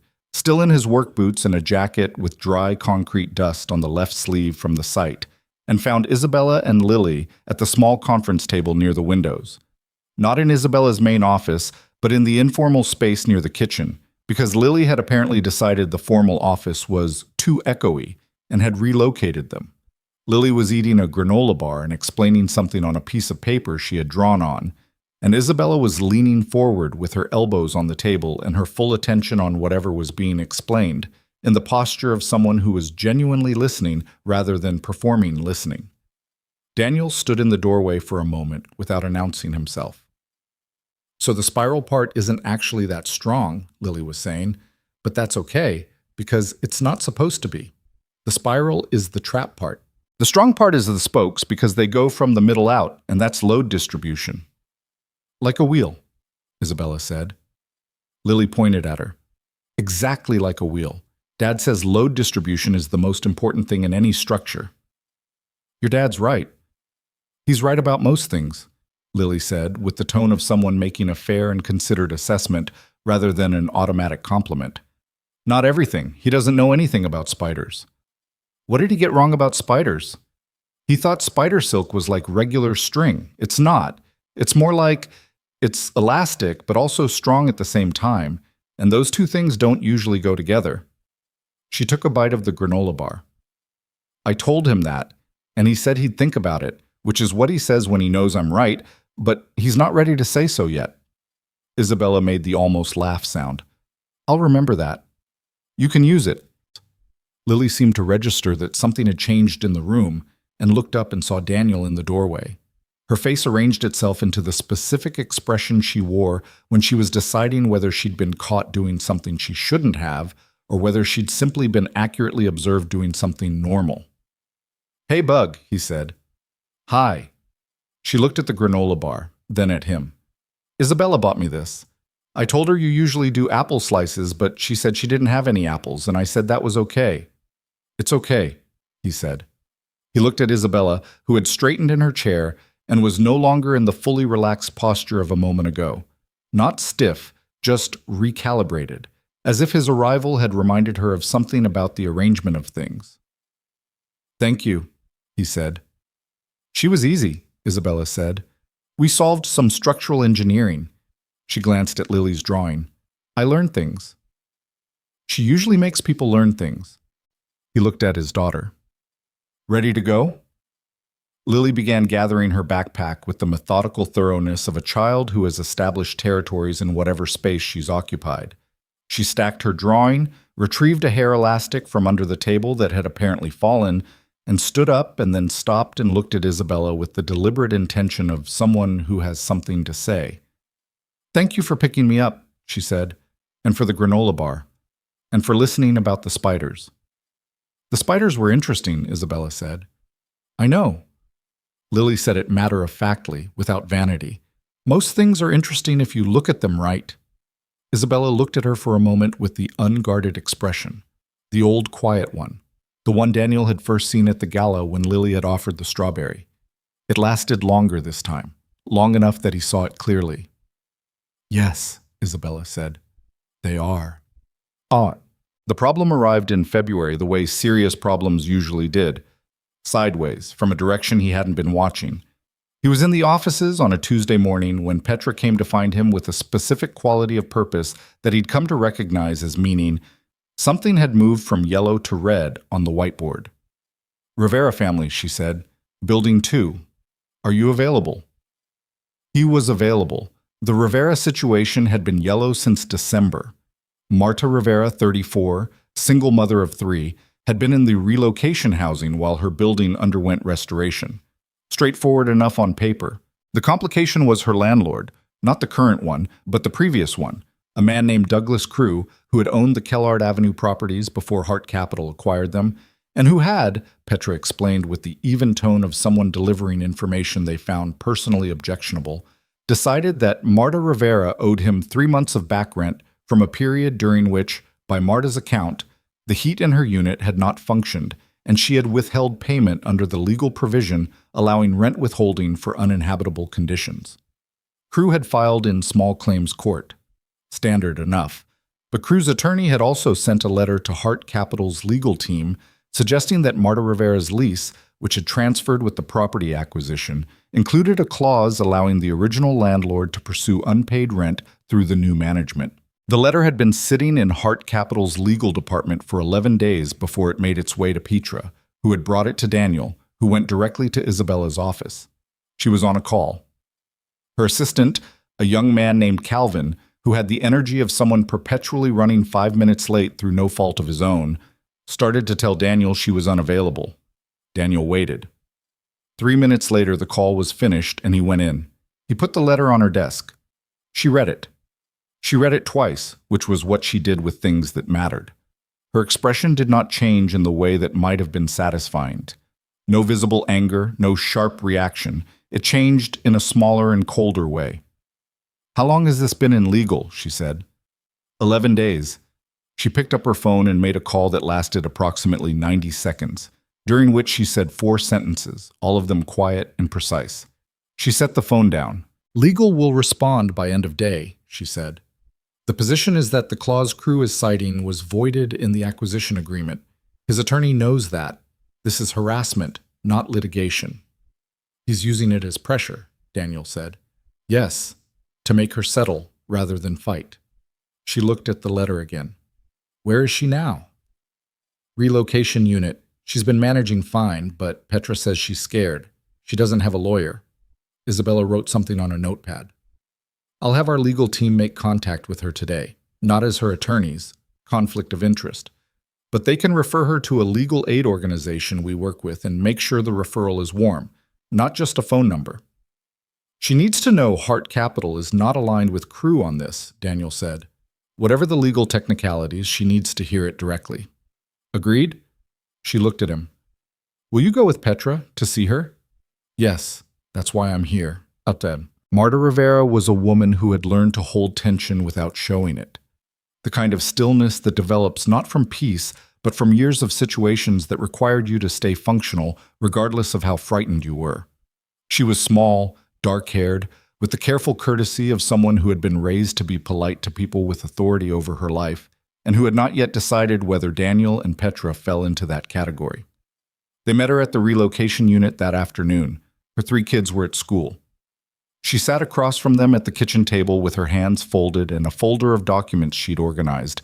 Every letter, every receipt, every handwritten note about the heat outages, kept in a manila folder held shut with a rubber band, the kind of careful documentation that people without lawyers learn to keep because it's the only protection they have. Petra talked first, explaining the legal situation, the response Hart Capital's attorneys were sending, the legal aid referral. Marta listened with her hands still folded and asked 2 careful questions about the timeline. Daniel waited until Petra had finished, and then he said, Marta, Hart Capital bought this property because we intend to restore it and return it to the families who should be living there. Not as a business transaction, as a commitment. Crew doesn't have a claim here. He's trying to pressure you because he's betting you don't know that and don't have anyone to tell you. Marta looked at him. You have 3 months until your unit is ready, he said. We're going to make sure those 3 months don't include this. She was quiet for a moment. Then she opened the folder and looked at one of the documents inside. An old utility receipt. One of the heating records from the winter her heat had failed, and her hands, which had been still, tightened slightly on the folder's edge. I kept everything, she said. I didn't know if it would matter, but I kept everything. It matters, Daniel said. She looked at him with the particular assessment of someone who has been disappointed by assurances before and is deciding carefully how much weight to give a new one. Okay, she said finally, the same way Lily said, okay, not meaning she was fine, meaning she was choosing to move forward. The legal issue resolved in 2 weeks. Crew's attorney withdrew the claim when Hart Capital's response made clear the clause was unenforceable. Marta Rivera retained a legal aid attorney through the referral, which would serve her beyond the immediate situation. Douglas Crew, it later emerged, had similar pressure campaigns running against 2 other former tenants, and the documentation Marta had kept, the folder with the rubber band, became part of a broader complaint that the legal aid organization filed with the city's housing authority. Daniel heard about that last part from Petra, 3 weeks after the fact. Petra mentioned it with the same even tone she used for everything, but there was something behind the evenness that was quiet satisfaction. He mentioned it to Isabella at the end of a Thursday site meeting after everyone else had left. She was clearing documents from the table with the efficient one-handed motion she used to signal that a meeting was over, and she paused when he told her about Crew and the housing authority complaint. Good, she said. Marta's folder did it.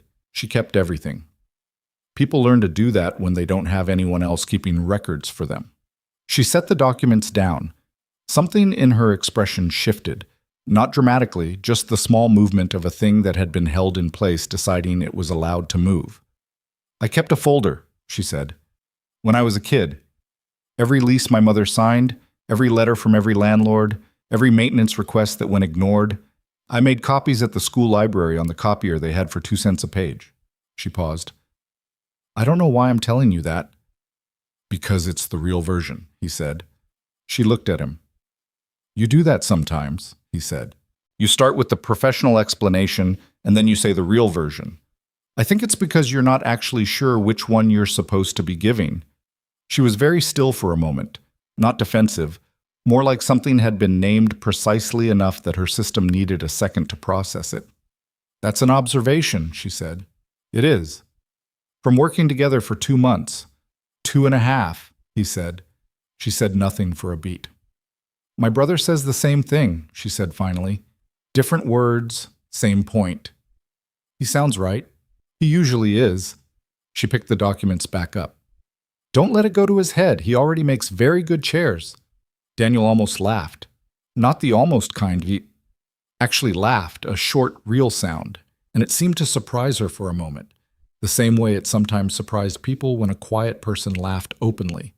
Then she smiled, a real one this time, not the managed almost version, not the edge of something held back.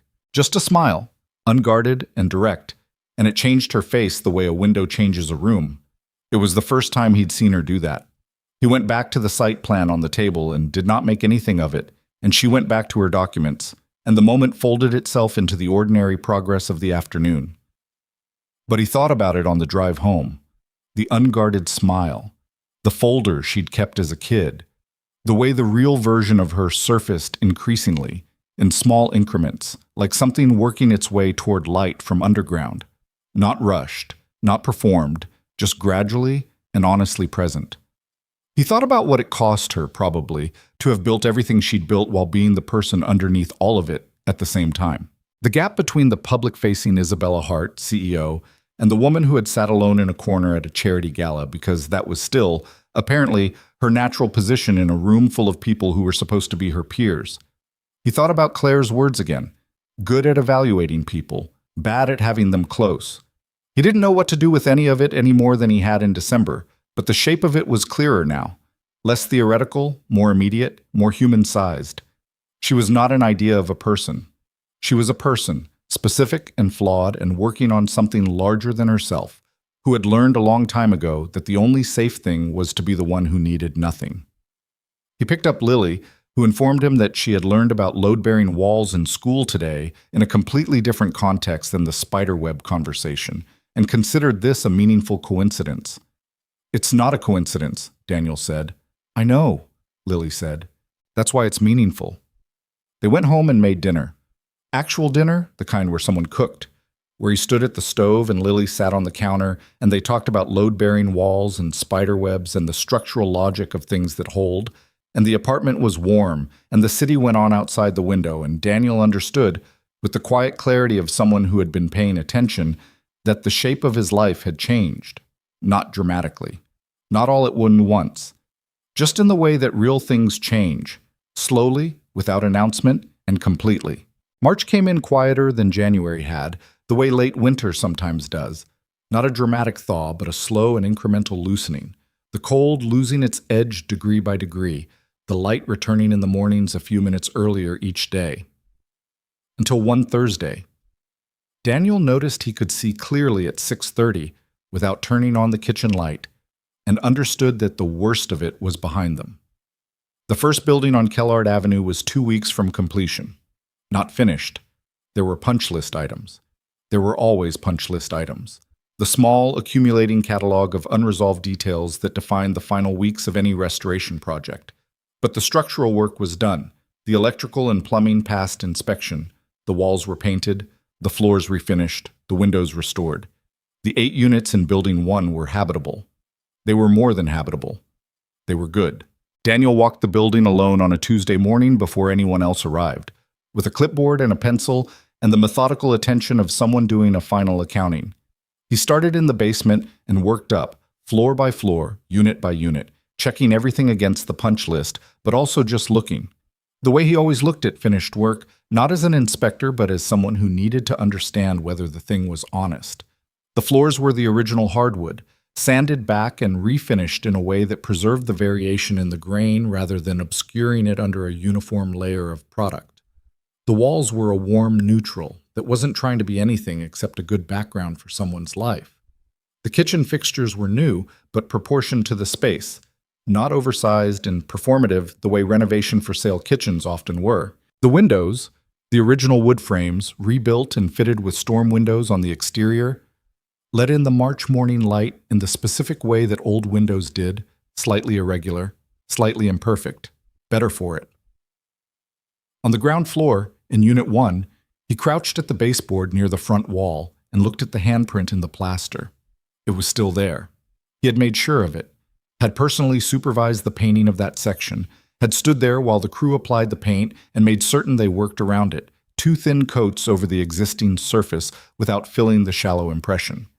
The handprint was not obvious. You had to know to look for it, or be the kind of person who looked at things closely enough to find it anyway. But it was there. The pressed palm and 5 fingers of a child who had stood in this room a very long time ago and left the fact of themselves behind. He put his own hand next to it for a second, not touching the wall, just adjacent. Then he stood up, made his last notes on the clipboard, and went outside to call Isabella. She answered on the first ring, which she'd started doing sometime in February without either of them remarking on it. "Building 1 is ready," he said. A pause. Not hesitant. Receiving. "I'll come this afternoon," she said. "Bring Petra. I want the family notification to happen from the building, not from an office." "I'll bring Petra." Another pause. "Daniel." "Yeah. Good work." He could have said several things to that. He said, "Come see it first." She came at 2. Petra came with her, and Petra brought the tenant files for Building 1. 8 families, 8 units, 3 months of temporary relocation coming to an end. The families had been notified the previous week that the completion was approaching, but today was the day of the actual walkthrough, the final confirmation, the thing that made it real. Daniel took them through the building from the basement up. He explained the work as they went, not performing the explanation, but giving the factual account of what had been done and why, the decisions that had been made and what they were based on. The underpinning work on the north wall, the cast iron stack sections that had been relined, the point where they'd opened the 3rd floor ceiling and found original decorative plasterwork under 4 layers of paint that they'd carefully restored rather than replaced. Petra walked with her pen moving steadily in her notebook, cross-referencing against her tenant files, making her own accounting. Isabella walked with her hands in the pockets of her coat and looked at everything with the attention she brought to things that mattered to her. She did not perform appreciation. She did not say amazing or wonderful or any of the words that people use in those moments when they want to convey feeling but haven't found the actual language for it. She looked, and she was quiet, and when she spoke, she asked precise questions about specific things. The moisture barrier under the refinished floors, the ventilation modification in the 2nd floor bathroom, the decision to retain the original staircase rather than replace it. On the ground floor, she stopped at Unit 1. She looked at the room. She looked at the light from the restored window, the floor, the walls. She looked at the baseboard near the front wall. She crossed the room and crouched down, the same way Daniel had that morning. She looked at the handprint for a long moment. "You told me not to paint over it," she said. "I did. I wrote it down." She looked at it a moment longer, then stood. "I'm glad you said something." "Whoever pressed that hand into the wet plaster, they lived here," he said. "That's the whole point of the work. People live here. That's what it means." She looked at him across the room. "Yes?" she said. "That's what it means." The key ceremony, as Petra insisted on not calling it, she called it a return day because she said ceremony sounded like something you watched rather than something you participated in, happened on a Saturday in late March. 8 families, 8 units. The morning was cold but genuinely clear, the kind of March day that carries actual warmth in the direct sunlight, even when the air is still sharp in the shade. The families arrived in 1s and 2s on the sidewalk in front of Building 1, and there was the specific quality of gathering that happens when people who have been through a shared displacement recognize each other. Not the formal gathering of a planned event, but something more honest, the slightly tentative recognition of a shared history. Petra ran the logistics with the organized warmth of someone who understood that paperwork and human dignity were not mutually exclusive, moving between families, handling the lease documents with a matter-of-fact efficiency that never let the administrative reality overwhelm the human one. Isabella stood to the side and did not position herself at the center of anything, which Daniel noted and respected. She had worn a coat he hadn't seen before, something less formal than her usual, and she looked like a person who was there to witness rather than to be seen witnessing. Daniel mostly worked the building, making sure the units were open, the heat was running in each one at the right temperature, that the elevator, which was new and had been tested 6 times, but which he still didn't fully trust yet, was operating correctly. He was at his best in these moments, not in front of people, but in the parallel work, ensuring that when each family walked through their door, the thing they found was exactly what they'd been promised. The Santos family arrived mid-morning. Marta walked with her 3 children in a loose cluster around her, the oldest, a boy of about 12, carrying a box of belongings with the slightly self-conscious efficiency of a young person trying to be useful. Marta had the measured composure she'd had at every meeting, the learned stillness, but there was something different in it today. Not broken, exactly, but permeable. Something letting through. Petra walked her to Unit 4 on the 2nd floor. Daniel was in the hallway checking the window on the landing when Marta came back out of her unit, without the children, and stood in the doorway holding the key. She was looking at it in her hand, the physical key, a simple thing, nothing special about it except what it meant, which was everything. She looked up and saw Daniel in the hallway. "The heat works," she said. It came out strange, slightly compressed, like a sentence that was carrying more weight than its words accounted for. "It works," he said. She looked back at the key. "When it stopped working before, the first winter, before crew, I bought those little electric space heaters. 3 of them. I moved the kids into the same room because one heater couldn't keep 2 rooms warm." She paused. "My oldest still sleeps with an extra blanket even in summer. He doesn't do it on purpose, it's just the habit." Daniel stood in the hallway and listened. "It's a small thing," she said. "It's not small," he said. She looked at him with the direct assessment she used for things she was deciding whether to believe. Then she looked at the key again. "No," she said. "I guess it's not." She went back inside. He heard, through the door, the sound of her children discovering the space. Footsteps. A door opening. A young voice calling out about something with the uncomplicated excitement of a kid finding out where their room was going to be. He stood in the hallway for a moment longer than he needed to. The moment that restructured everything else happened in the afternoon, after most of the families had gone inside, and the formal part of the return day had dissolved into the ordinary and necessary work of people beginning to inhabit their lives again. Daniel was on the sidewalk, talking through a minor punch list item with Sal Reyes about a bathroom fixture in Unit 7 that had a slow drain when he heard Lily's voice behind him. Claire had brought her. He'd asked his sister to come, not formally, just because the day felt like the kind of day that should have family present, and Claire had arrived an hour earlier with Lily and was somewhere inside the building learning everything Lily knew about the restoration, which was considerable. "Dad?" Lily appeared at his elbow. "Isabella is around the corner. She's on the phone, but she looks like the phone call is bad." He looked at Sal. "Give me 5 minutes." He found Isabella on the narrow side street adjacent to the building, her back half turned, the phone at her ear. Her posture was the one he'd learned to read as controlled distress, shoulders slightly drawn, the stillness that was working hard. He waited. She finished the call and stood for a moment with the phone in her hand before she turned and registered that he was there. "Sorry," she said. The word was slightly thinner than her usual voice. "I was going to come back in." "What happened?" She looked at the phone, then put it in her pocket. "The board of directors," she said. "Hart Capital's board. We have 4 external board members. 2 of them have been. There's a proposal on the table that the social investment arm be restructured as a separate nonprofit entity, severed from the main company. The argument is that the program creates financial drag and reputational complication for the development business." Daniel was quiet. "It's been building for 2 months," she said. "I knew it was coming. I thought I had the votes to hold it." She paused. "I may have miscounted." "How many units has the program completed?" he said. 8, as of today, 54 in various stages of restoration.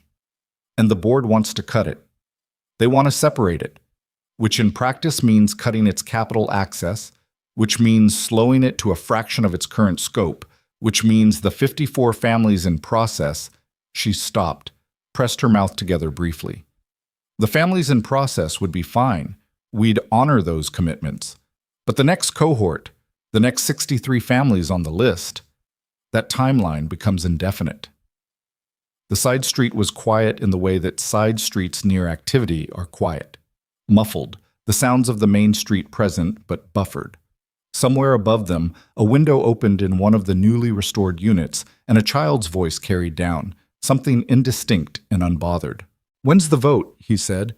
"Board meeting is April 10th, 2 weeks. What do you need?" She looked at him. "What?" "To hold the vote. What do you need?" She had the expression of someone who had been handling a problem alone long enough that being asked directly what they needed took a second to parse. "I need to demonstrate that the program's impact justifies the capital commitment on terms the board will accept," she said, "which means data, financial modeling that shows the long-term value in the development portfolio, and probably testimony from someone who can speak to the operational credibility of what we're building." "I can do the testimony," he said. "Daniel, I'm the site operations lead. I know the financial structure of every building in the cohort. I know the contractor costs, the timeline accuracy, the scope management. I can make the operational case in terms that a board will understand." He paused. "And I can speak to what happens when the families get the keys. I was in that building today. I can speak to that too." She was looking at him with the measuring attention she used for decisions that had weight in them. "It's not nothing," she said, "standing in front of 4 people whose job is to find reasons to say no." "I know what it is," he said. "I stood up in a room full of people at a charity gala and told them they were wrong. This is easier than that. I have data." Something shifted in her face, not relief, not quite, but the specific expression of a person who has been carrying something alone and has just been offered a hand and is deciding whether to take it.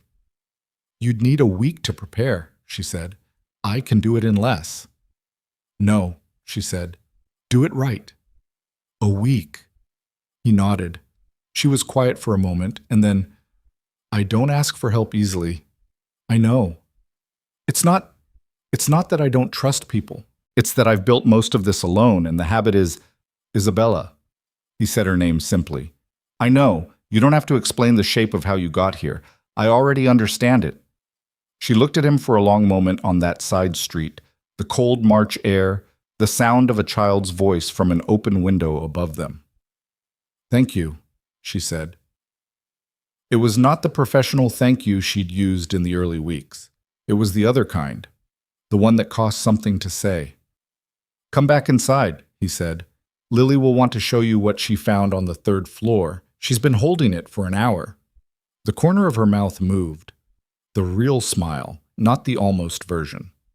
What did she find? "She wouldn't tell me. She said it was for you specifically." Isabella looked briefly puzzled, briefly moved, and then composed herself in the way she did, and they walked back around the corner to the building together.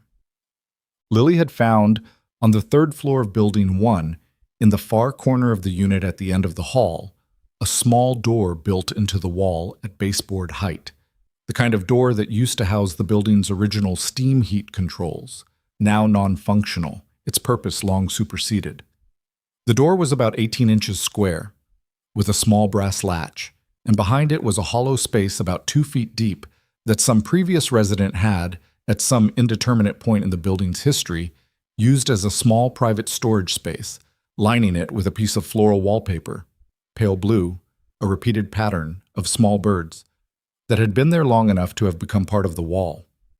Lily was sitting cross-legged on the floor in front of the open door when Daniel and Isabella arrived, in the posture of someone maintaining a discovery until the right people got there. "I found a door," she said. "I can see that," Isabella said. "It was already open a little. I didn't force it." Lily looked at Daniel to make sure this was registered. "I know the rule about things that aren't mine." "I know you know," he said. "Look inside," Lily said, directing this at Isabella specifically, with the gravity of a person delivering a gift they've been holding for the right moment. Isabella crouched down, in her good coat, on a 3rd floor unit floor, and looked inside the small door, the floral wallpaper, the pale blue. The small birds in their repeated pattern, slightly faded, slightly foxed at the edges, but still clearly themselves. She looked at it for a long moment. Her hand went to the edge of the door, touching the brass latch lightly. "Someone put that there," Lily said, "because they wanted something to be pretty in the hidden part." She was solemn about this. "I think about that. Spending the time to make the part nobody sees beautiful. That's—" She searched for the word with the deliberate effort she gave to important distinctions. "That's a kind of caring." Daniel watched Isabella's face. She was looking at the wallpaper and the small repeated birds, and whatever she was thinking or feeling was moving across her expression in a way she wasn't managing or containing, just present, fully, in the way that happens sometimes when something catches you at the exact point where your defenses aren't positioned for it. She stayed crouched in front of that small door for a moment longer than the moment required. Then she said quietly to Lily, "You're right. That's exactly what it is." Lily nodded with the calm certainty of a child who occasionally understood things before the adults around her did, and had learned to be patient about it. What? The board meeting was on April 10th. Daniel spent the preceding week building the presentation with the same methodology he brought to structural work, starting from what was actually there rather than what he wished were there, making the case on the terms that held up under pressure rather than the terms that looked best on a slide. He went through every building's financials, every contractor invoice, every timeline comparison between projected and actual. He built a model that showed the long-term value of the program to Hart Capital's portfolio in the form of neighborhood stabilization, reduced regulatory friction, and the concrete increase in surrounding property values that followed genuine residential restoration rather than displacement-based development. And then he built the other part of the presentation, which was not financial. He wrote it the same way he'd fixed the east wing ceiling of the Caldwell Grand, carefully, without cutting corners, because this was the load-bearing section, and if it failed, nothing else held. He wrote about Marta Rivera and the folder with the rubber band. He wrote about the 12-year-old boy who still slept with an extra blanket because cold had become a habit. He wrote about 63 names on a whiteboard in 3 colors of marker, and what it meant to each of those names to exist on a list that someone was actually working through. He wrote about a small door in a third-floor wall and the person, unknown and long gone, who had lined the inside with blue floral wallpaper because they believed that beauty mattered in the hidden parts. He wrote it plainly, without performance, because that was the only way he knew to write things. Isabella read it the night before the meeting. She called him at 9:30, and he was in his kitchen with the site plans for building 2 spread on the table, and she said, "This is the right presentation. Does it work for the board?" "I don't know," she said, "but it's honest, and the financial case is solid. If it doesn't work, it doesn't work because they've decided to say no regardless, and at that point the conversation is different." A pause. "I wanted you to know it's right, before tomorrow." "Okay," he said. "How's Lily?" The shift surprised him slightly. From the board presentation to this. "Asleep," he said. "She made me read 3 chapters of something about a girl who builds her own boat. She's been working up to that one for a week." "Did the girl build the boat?" "She's getting there. It's complicated, the wood warps." He heard something in the phone. The almost laugh, and then the real one, brief and unguarded.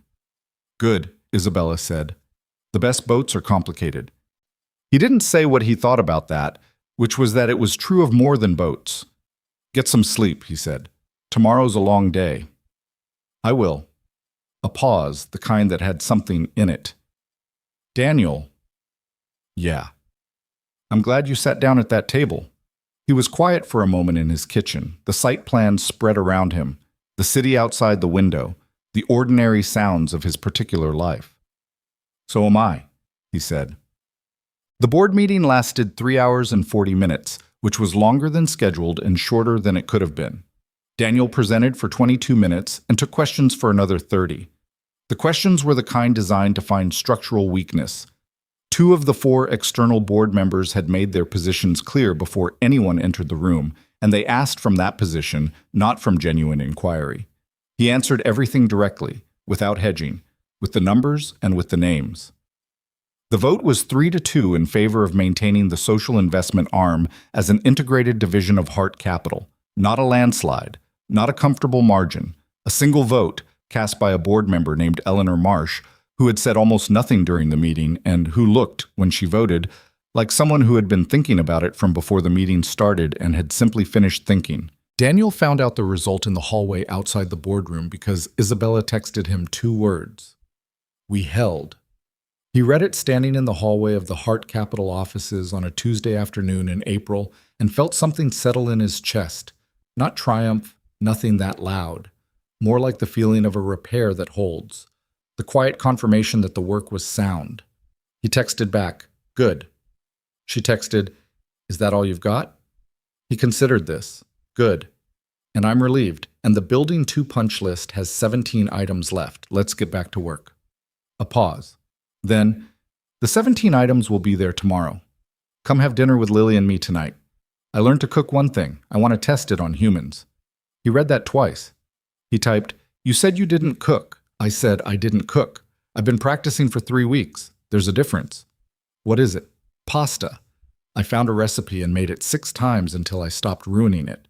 If you tell anyone it took 6 tries, I will deny it.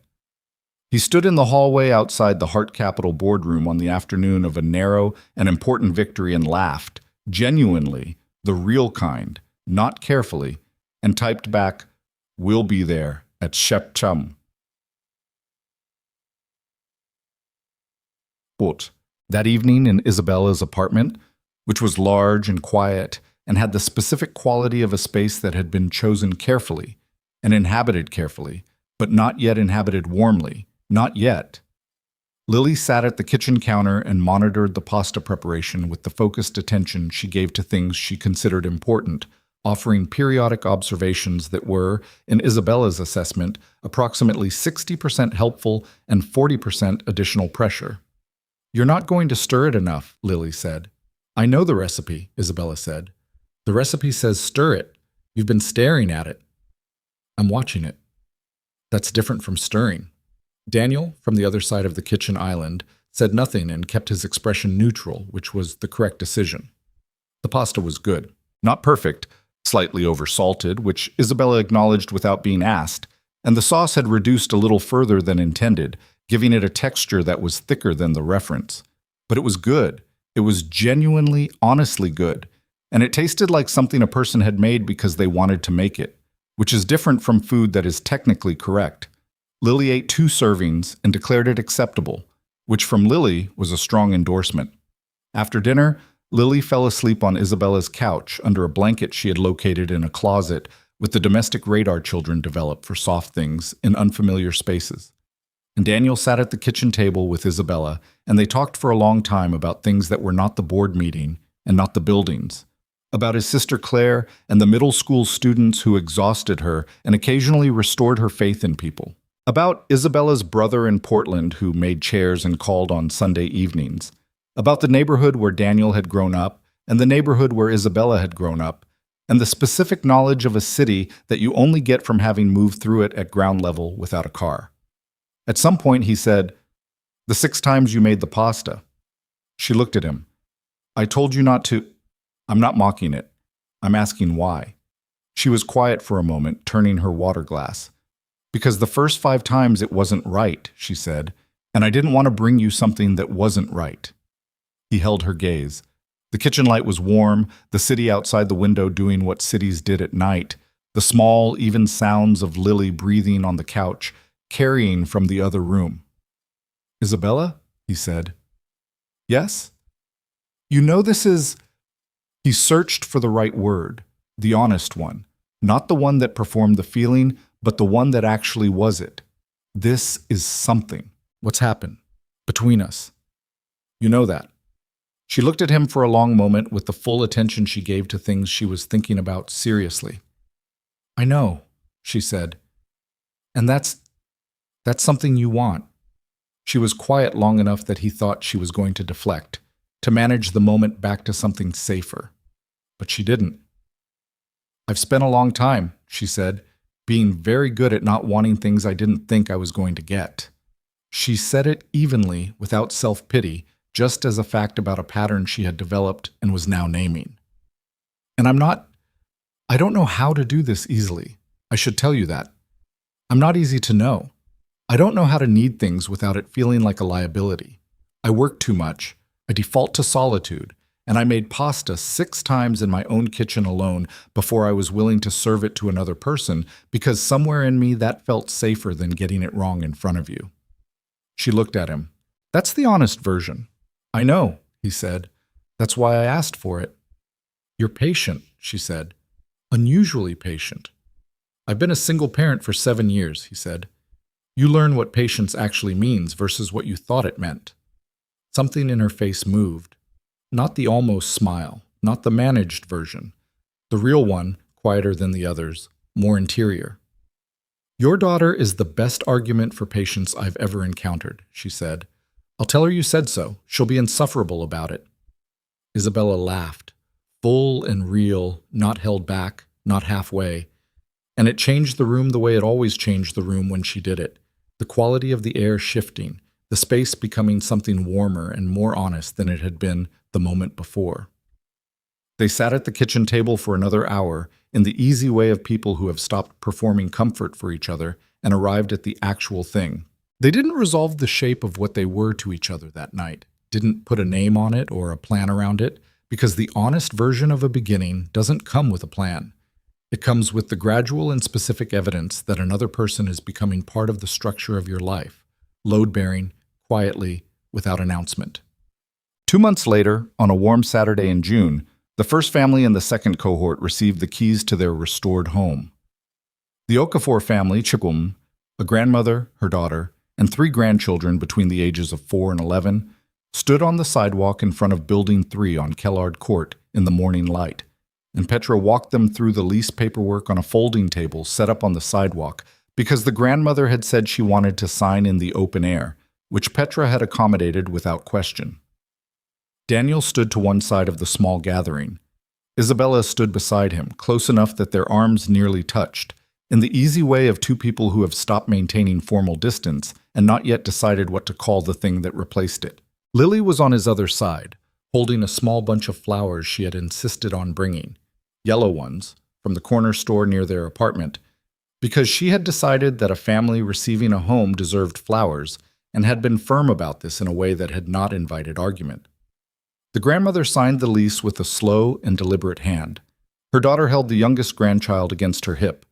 The 4-year-old, indifferent to the formality of the moment in the way that 4-year-olds are indifferent to everything that isn't directly relevant to their current concerns, was examining a crack in the sidewalk with complete absorption.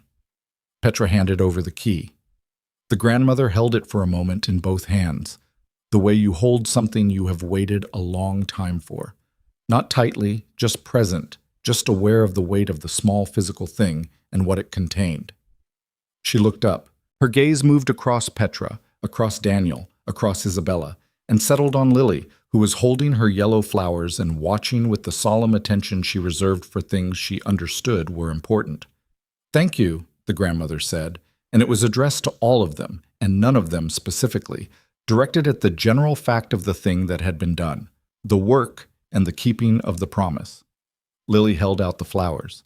The grandmother took them. For a moment, nobody said anything, which was the right response, the one that let the moment be what it was, without anyone filling it with words it didn't need. Then the 4-year-old looked up from the sidewalk crack and announced with complete authority that there were ants in the crack, and they were very small, and there were a lot of them. Lily crouched down beside her, immediately and without hesitation. How many do you think? The 4-year-old considered this with great seriousness. 100, she decided. Could be, Lily said. Or 1,000. It's hard to count things that are small and fast. Do they have names? Each one does, Lily said. We just don't know them. The 4-year-old accepted this information with the solemn nod of someone filing it away as significant, which it was. Though Daniel remembered a thing his father had told him once, when he was about 12 years old and had made a repair to the back fence of their house, fixed it badly, a 16-year-old kid's approximation of the work, the boards uneven, the crossbeam slightly bowed, and had stood back from it with the specific embarrassment of someone who can see the gap between what they intended and what they produced. His father had stood beside him and looked at the fence for a moment and then said, "The point isn't whether it's perfect. The point is whether it holds. He thought about that sentence a lot over the years. In the service corridor of the Caldwell Grand, in the east wing ceiling with the water damage working down toward the structural timber, in the boiler room and the basement utility room and the HVAC unit on the third floor and every other unglamorous space where the honest work happened. He thought about it now, standing on a sidewalk in June with the warm sun and the yellow flowers and the sound of Lily explaining the private lives of ants to a 4-year-old who had just found out she was going home. The point isn't whether it's perfect. The point is whether it holds. Here was what he knew. At 32, having done the work he'd done and raised the daughter he was raising and arrived at this particular Saturday in June, in a life that looked almost nothing like anything he'd planned. The things that hold are not the things that were built without difficulty. They are the things that were built honestly, by people who stayed when it would have been easier to leave, who told the truth when a comfortable version was available, who made the repair with the right materials rather than the fast ones.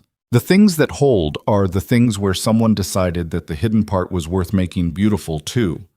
The small door lined with floral wallpaper, the handprint in the plaster, the pasta made 6 times alone in a kitchen because getting it right mattered more than appearing not to care. They are built from choices that no one saw and no one applauded, made in rooms that had already decided the person making them wasn't worth watching. That was the thing about dignity, the real version, not the performance of it. It didn't require an audience. It didn't require the room to understand what it was witnessing. It just required the person to know, in the specific and unshakable way that only honesty produces, that they had done the work correctly.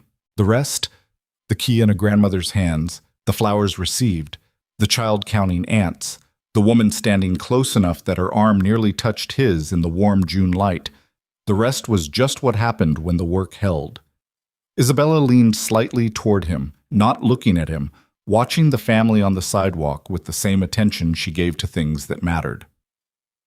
4 buildings left, she said quietly.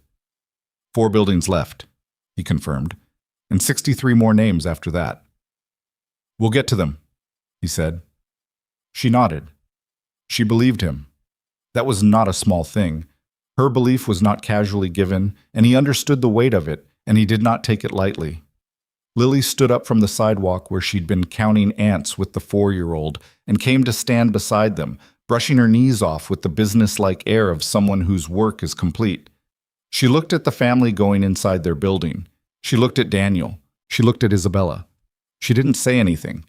She just reached out with both hands and took one hand from each of them, the way a child does when they are not making a statement, but simply arranging the world into the configuration that makes the most sense to them, and held on, loosely and without drama, watching the grandmother carry her yellow flowers through the door of the home that was now hers. The door closed. The sun stayed warm. The city went on, and the 3 of them stood on the sidewalk in the morning light, held together by a 7-year-old's uncomplicated conviction that this was exactly where they were supposed to be.